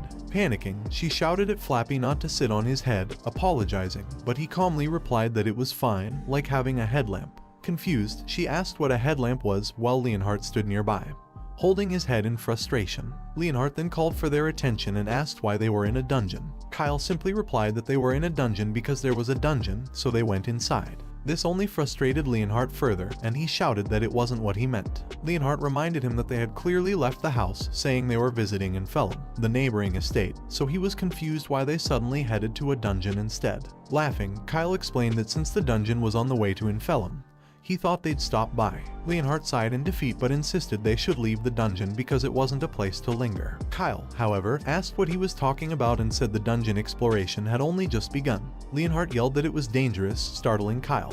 Leonhardt then explained that he should think about the way they had come. The monsters had been swarming at the entrance of the cave, but as they ventured deeper, their numbers and presence gradually decreased. This likely meant that a boss monster was deeper inside, and mid to low level monsters were avoiding the area because they were wary of it. Leonhardt then told him that so far, things had been manageable, but from here on, no one knew what might come out. He urged that they should turn back, but instead, he approached Leonhardt and revealed that the boss was exactly their target, causing Leonhardt to look at him in shock. Realizing that he had known this from the start, Leonhardt accused him of leaving the house under the pretense of going to Enfelum. He replied that they did indeed have business in Enfelum, however, he knew there was a dungeon along the way. If he had said they were heading to a dungeon from the beginning, they wouldn't have been able to leave the house, and the number of knights guarding them would have multiplied. He went on to explain that if Adolf's spies had followed them, Abel might have insisted on sending his own guards as well, creating chaos. So how could they clear the dungeon in such a situation? He also pointed out that if a fight broke out among their guards, he'd be caught in the middle, and there was the issue of Ursiel. Her spirit magic training had to be kept secret. He had only told his father about it, and it wasn't yet time to tell his brothers. Therefore, he couldn't let people see Flappy out in the open. With a sly grin, he then added that the biggest problem with having too many people was that he wouldn't be able to take all the loot for himself, already calculating the money he'd gain. Leonhardt responded that with just the three of them, it was reckless. He might be an expert level knight, but Ursiel had only just begun learning spirit magic. Even though he had recently reached the second circle, it would still be dangerous. He then called out to Leonhardt seriously, telling him not to mistake him for being powerless just because he acted weak at home. He reminded Leonhardt that he had witnessed the power of his magic firsthand, especially after overcoming Hermimew, and that his magic was drastically different from regular spells. Leonhardt tried to reason with him, but he confidently replied that their team was strong enough. They had a tank, a healer, and a damage dealer, which meant they had everything they needed, so there was no need to worry. He then told Leonhardt that his master was strong enough and would only grow stronger from here, so he should watch closely and make a choice. He asked Leonhardt who he would pledge his loyalty to, him or his father, and declared that a knight with two masters wasn't necessary. He wanted a knight who was loyal to him alone. This left Leonhardt stunned, his hand tightening around his sword. Leonhardt couldn't answer, but he knew that currently, Leonhardt was following Rimton's orders to guard him. In other words, no matter how faithfully Leonhardt stayed by his side, his true master wasn't him, but his father, Rimton. He thought to himself that to truly win over such a rigid and loyal knight, merely demonstrating his abilities wouldn't be enough. Forcing Leonhardt's loyalty would only backfire. However, the fact that Leonhardt was hesitating now was enough for him. When Leonhardt truly acknowledged him, he would finally gain an impenetrable shield that belonged to him alone. A moment later, they finally reached the place where the master of the dungeon resided, the boss room, the Minotaur's secret sanctuary. There, they saw a massive Minotaur holding a huge hammer, deep in sleep. Ursiel commented on its size, but he remained silent, remembering that in fantasy defense, this dungeon was popular among beginners for farming. It lacked traps, the path was short, there were few monsters, and most importantly, the rewards were generous compared to the difficulty. He then asked excitedly why he would share such treasures with others, exclaiming that it wasn't going to happen. This was the reason they had come with only 3 people. Meanwhile, Leonhardt, standing beside him, expressed concern, reminding him that the Minotaur was said to be 3 times stronger than an ogre. Fortunately, it still seemed to be asleep. He explained to Leonhardt that the Minotaur didn't use magic, but its brute strength was incredible. If they tried to block its massive hammer swings without using sword energy, their bones would be crushed. He assured Leonhardt that he would take the front line, drawing the Minotaur's aggro and blocking its hammer attacks. He would also cast a shield to boost his defense, and with both his sword energy and shield, he should be able to withstand its heavy blows. However, there was one attack to watch out for when the enraged Minotaur charged like a bull and launched into a whirlwind attack. He warned Leonhardt to dodge it at all costs, no matter how strong the shield, it wouldn't hold against that. He also instructed Leonhardt to lure the Minotaur to the outer edges while dodging as much as possible, and once the whirlwind stopped, the Minotaur would be exhausted for a while, which would be their opportunity to strike. Leonhardt nodded in understanding. He then turned to Ursiel, telling her to cast buffs on him and Leonhardt before the battle. Since this was her first real fight, he reassured her that if she was scared, it was okay to cast the buffs and hide behind a rock. However, she disagreed, telling him that she didn't study spirit magic just to hide. With confidence, she assured him that she wanted to help and would show him the results of her training today. He was amazed by her determination and, admiring her resolve, agreed but cautioned her not to overdo it and to keep a safe distance. He reminded her that she was the party's healer and buffer and asked her what her most important role was. She replied that it was to protect him, but he corrected her, explaining that the most important thing was to stay alive. As long as she didn't fall, they would always have a chance. He emphasized that she was holding both his and Leonhardt's lives in her hands, so she should never neglect her own safety. Touched by his words, she shyly responded that she understood. Leonhardt, on the other hand, was puzzled. The location of the dungeon, the importance of a healer in battle, and strategies to defeat the Minotaur were things one would only learn through real experience. He wondered how Kyle, who had been confined to the estate, knew all of this. Calling him over, Leonhardt asked if he was unusually familiar with dungeon strategies, startling Kyle. Leonhardt then pointed out that today was supposed to be Kyle's first time in a dungeon and asked if that was correct. Panic set in as Kyle realized he'd been acting like he knew too much, forgetting for a moment that he was supposed to be a 13-year-old boy. He knew that even for a magical genius, such knowledge was strange. Trying to cover his tracks, Kyle replied that he'd learned some basic tips during the goblin hunt when they faced the ogre. But Leonhardt pressed further, asking how Kyle could have learned the Minotaur's characteristics and attack patterns from a goblin hunting party when he had struggled against an ogre. Panic gripped Kyle as he wondered why Leonhardt was asking so many questions, and whether Leonhardt had realized that he wasn't the real Kyle. He then imagined Leonhardt shouting to everyone that he wasn't the real Kyle Salterian and ordering them to capture him.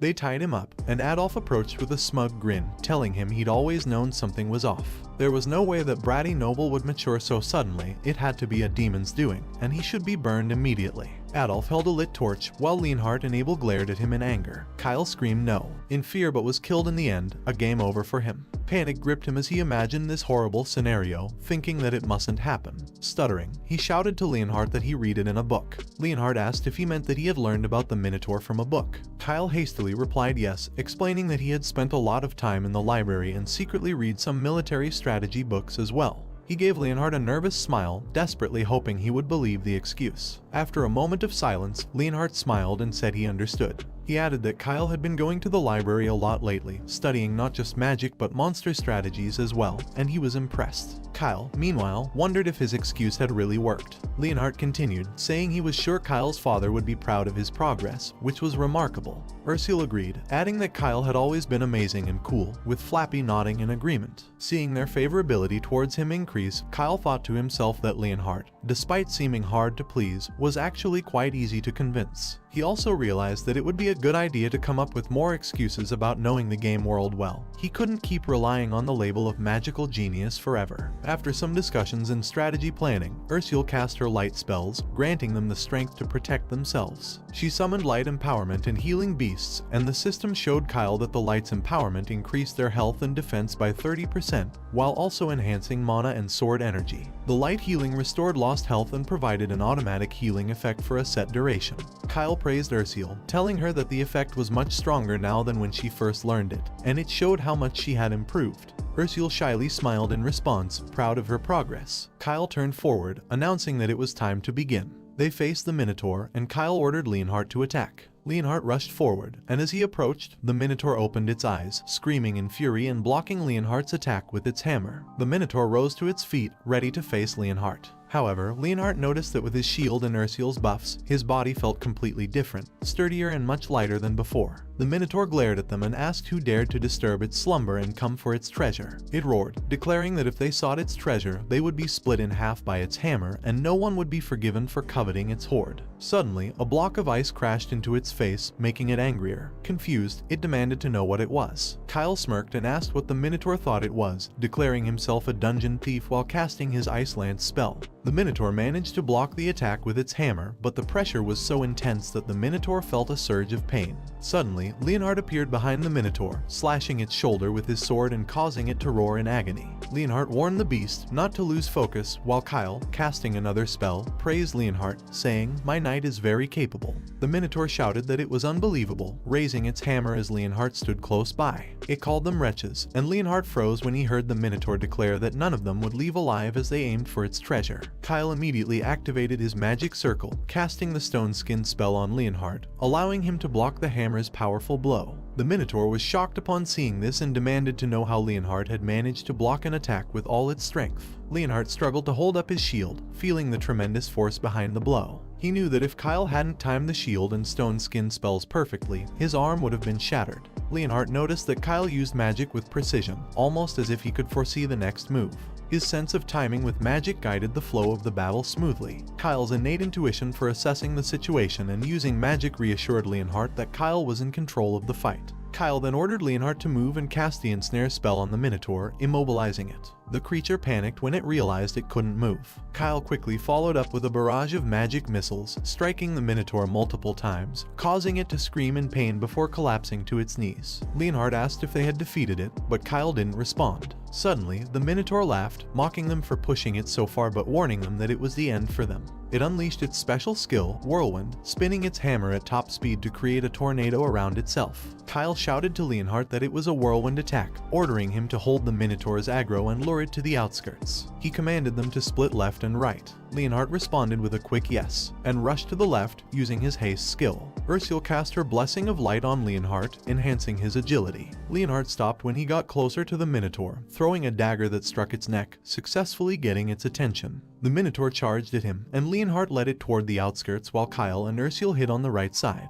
Kyle began counting down from 30 seconds, reminding them that avoiding the whirlwind attack was the best strategy for now. They couldn't face it directly, but after the Minotaur's big attack, it would be exhausted and vulnerable to a counterattack. As the countdown reached 5 seconds, Leonhardt sprinted toward the outskirts, trying to avoid being caught by the Minotaur's whirlwind. Ursula watched from the other side, horrified. The countdown hit 4, then 3 seconds as the Minotaur raised its hammer, charging all its energy into a final strike. Leonhardt stopped in terror for a moment. As the hammer came down at 1 second, Leonhardt narrowly avoided it by an inch. The haste spell that had increased his speed, and the Blessing of Light that had bolstered his defense and endurance, expired just as the Minotaur stopped moving. Leonhardt realized that Kyle's support spells had also ended at the same time, and if they had been even a second late, they wouldn't have dodged the attack. This made Leonhardt wonder whether it was just coincidence or if Kyle had calculated the timing from the very start. Kyle then unleashed Sharp Icicle of Ice, declaring that it was now time to strike. The system confirmed that the spell formula's user control mode had been activated, and Kyle told them that this was true magic, the ability to break limits. He raised his hand and cast Ice Lance, instantly defeating and killing the Minotaur. Ursula used her healing light to heal Leonhardt's wounds, successfully restoring him to full health. Grateful, Leonhardt thanked her while Kyle rushed towards the treasure chest in excitement.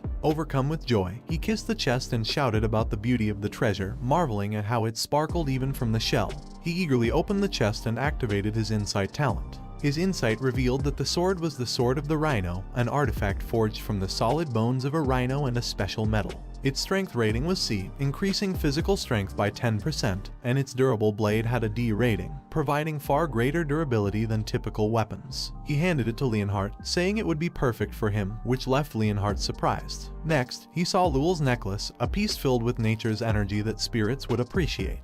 Its Nature's Blessing was rated C, allowing it to store natural energy, while its Clear Mind ability, rated D, gathered energy slightly faster than usual. He gave the necklace to Ursula, explaining that it was an artifact for spirits, and she should use it. Ursula was startled and confused by this, and both she and Leonhardt were flustered as they looked at the items he had given them. Meanwhile, he continued rummaging through the treasure chest, finally finding what he had been searching for, the Staff of Bravery. His insight showed that the staff emitted a bold aura, allowing for faster spell casting.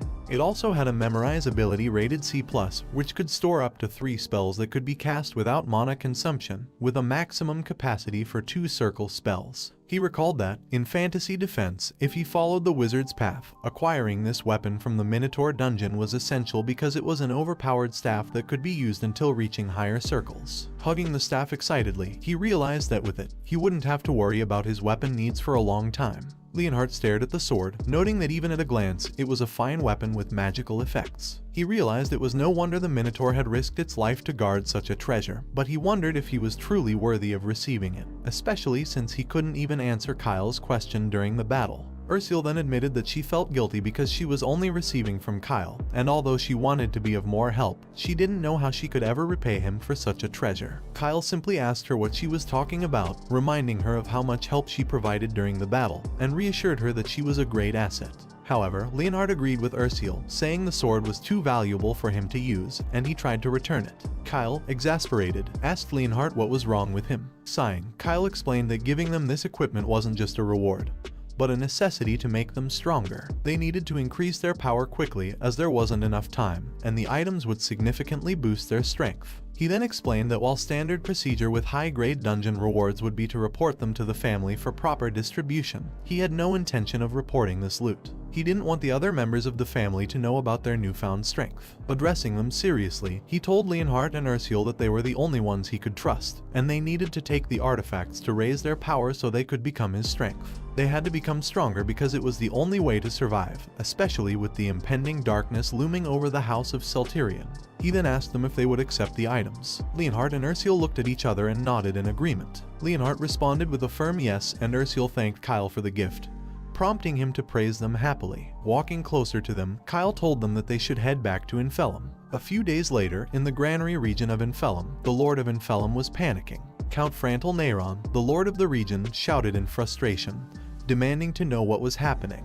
Without any prior notice, someone from the Salterian Marquisate had suddenly shown up. Frantel rushed out of his room, asking his butler who had come and whether it was the first or second born of the family. The butler replied that he wasn't entirely sure, but the visitor bore a symbol that only direct descendants of the Salterian family could carry. Frantel, growing more anxious, asked if they were trying to drag his estate into the Salterian family's issues, knowing that the succession race was like a storm waiting to break. The butler explained that it was an unwritten rule not to involve other houses in successor disputes. Frantel groaned in frustration, exclaiming that he wanted nothing to do with such a headache. Standing before the door to the visitor's room, he exhaled deeply to calm himself, straightened his clothes, and then entered with a forced smile. He greeted the guest warmly, asking what brought the Lord of Salterian to his estate without notice, and added that if he had known beforehand, he would have gone out to greet them properly. Frantel was taken aback when he saw Kyle sitting comfortably and eating cookies. Kyle greeted him with a smile and apologized for arriving without prior notice. Frantel was stunned and, for a moment, unsure who Kyle was. Once they were seated and Kyle introduced himself, Frantel was shocked, asking if he was really Kyle Salterian, the infamous fourth son. Realizing what he had said aloud, Frantel quickly covered his mouth, noticing Leonhard glaring at him in anger. Kyle, however, waved it off, saying it was fine and acknowledging that he had indeed been a troublemaker until recently. But after overcoming the Hermimu trials, he had reflected on his behavior and decided to change. Frantel was surprised by this revelation and asked if it was true that Kyle had overcome Hermimu, to which Kyle responded affirmatively, adding that he had also begun training in magic and had successfully formed his first circle. He humbly admitted that, though it was only the first circle, he was doing his best to contribute to his family in whatever way he could. Frantel recalled the rumors he had heard about Kyle being an irredeemable troublemaker and outcast. But now, seeing him in person, polite, well-mannered, and with bright, determined eyes, Frantel began to think the rumors were false. He noticed that Kyle also had a genuine desire to help his family, leading him to believe that someone must have spread strange rumors about him.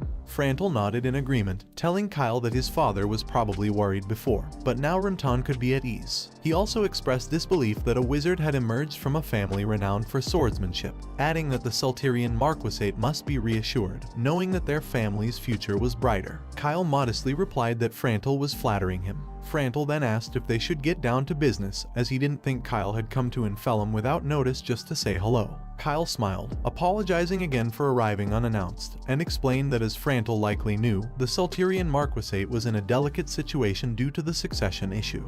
He wanted to avoid drawing attention to his movements. Frantel nodded in understanding, acknowledging that it made sense. Kyle then explained that the reason for his visit was to purchase grain from Infellum, as it was the largest granary in the north. Frantel, confused, asked if Kyle wanted to buy more grain, reminding him that they already had a regular trade deal with the Salterian family. Kyle confirmed this but clarified that the grain would be for his personal use, specifically for magic research. He added that he couldn't reveal the nature of the research just yet but assured Frantel that it wouldn't be a one-time deal. Kyle intended to make regular purchases, as Infellum had enjoyed several years of good harvests, and had excess grain that they struggled to manage. Kyle proposed buying the surplus stock, which had become difficult to store and maintain. As he spoke about the budget, Kyle snapped his fingers, and Leonhardt stepped forward with a bag in hand. Opening it, Leonhardt revealed a stash of platinum coins. Kyle asked Frantel how the proposal sounded. Both the butler and Frantel were stunned by the sight of the platinum coins, and Frantel couldn't help but wonder how someone as young as Kyle could have access to such wealth. Frantel cleared his throat and assured Kyle that there was no issue with selling the excess grain, as they had more than they knew what to do with. He added that, since a wizard's research is confidential, he wouldn't pry into what it was for. Kyle thanked Frantel for understanding, but then Frantel asked to confirm the source of the large sum of money, glancing at the platinum coins. He explained that dealing with money of uncertain origin could cause trouble, especially when the buyer was so young. Kyle reassured Frantel, telling him there was no need for concern, as his eldest brother was funding the purchase. Frantel asked if he meant Abel Salterian, and Kyle confirmed, asking Frantel who else he would call his older brother besides Abel. Frantel smiled, replying that he understood, thinking Kyle must be close to Abel, given that Abel was willing to provide him with such a large amount of money. Frantel knew that Abel was calm and composed, and he found the combination of Abel and the promising youngest son, Kyle, much easier to deal with than the scheming second son, Adolf. Frantel thought this was a good opportunity to maintain a strong relationship with Abel in the future. He agreed to Kyle's explanation, saying that if Abel was backing him, he would trust him and sell the grain. Kyle then suggested they discuss the price, and Frantel offered 7 silver per sack. Kyle countered with 4 silver per sack, pointing out that 7 silver for old grain was a bit high, and if Frantel didn't sell it, the storage fees would continue to add up. He suggested clearing it all out by selling it to him. Frantel, however, proposed 6 silver per sack, but Kyle responded with 4.5 silver per sack, adding that anything higher would weigh on his conscience. Frantel was surprised and remarked that considering the storage costs, he at least deserved 5 silver per sack. Leonhardt, watching them closely, observed the exchange as they continued to haggle over the price. After a moment, both parties agreed on 5 silver per sack, and Kyle happily exclaimed that they had struck a solid deal. Leonhardt expressed his admiration for Kyle's haggling skills and jokingly asked if he had learned it from a book. Kyle's celebration paused briefly, but he replied that he had read about it in books and noted that the library had everything. However, in truth, he had learned haggling from online markets. Leonhardt then asked if Kyle had come to Infellum to make money, and if buying the grain was part of that plan. Kyle confirmed this, explaining that he intended to buy the grain while it was cheap and sell it when demand increased to make a profit.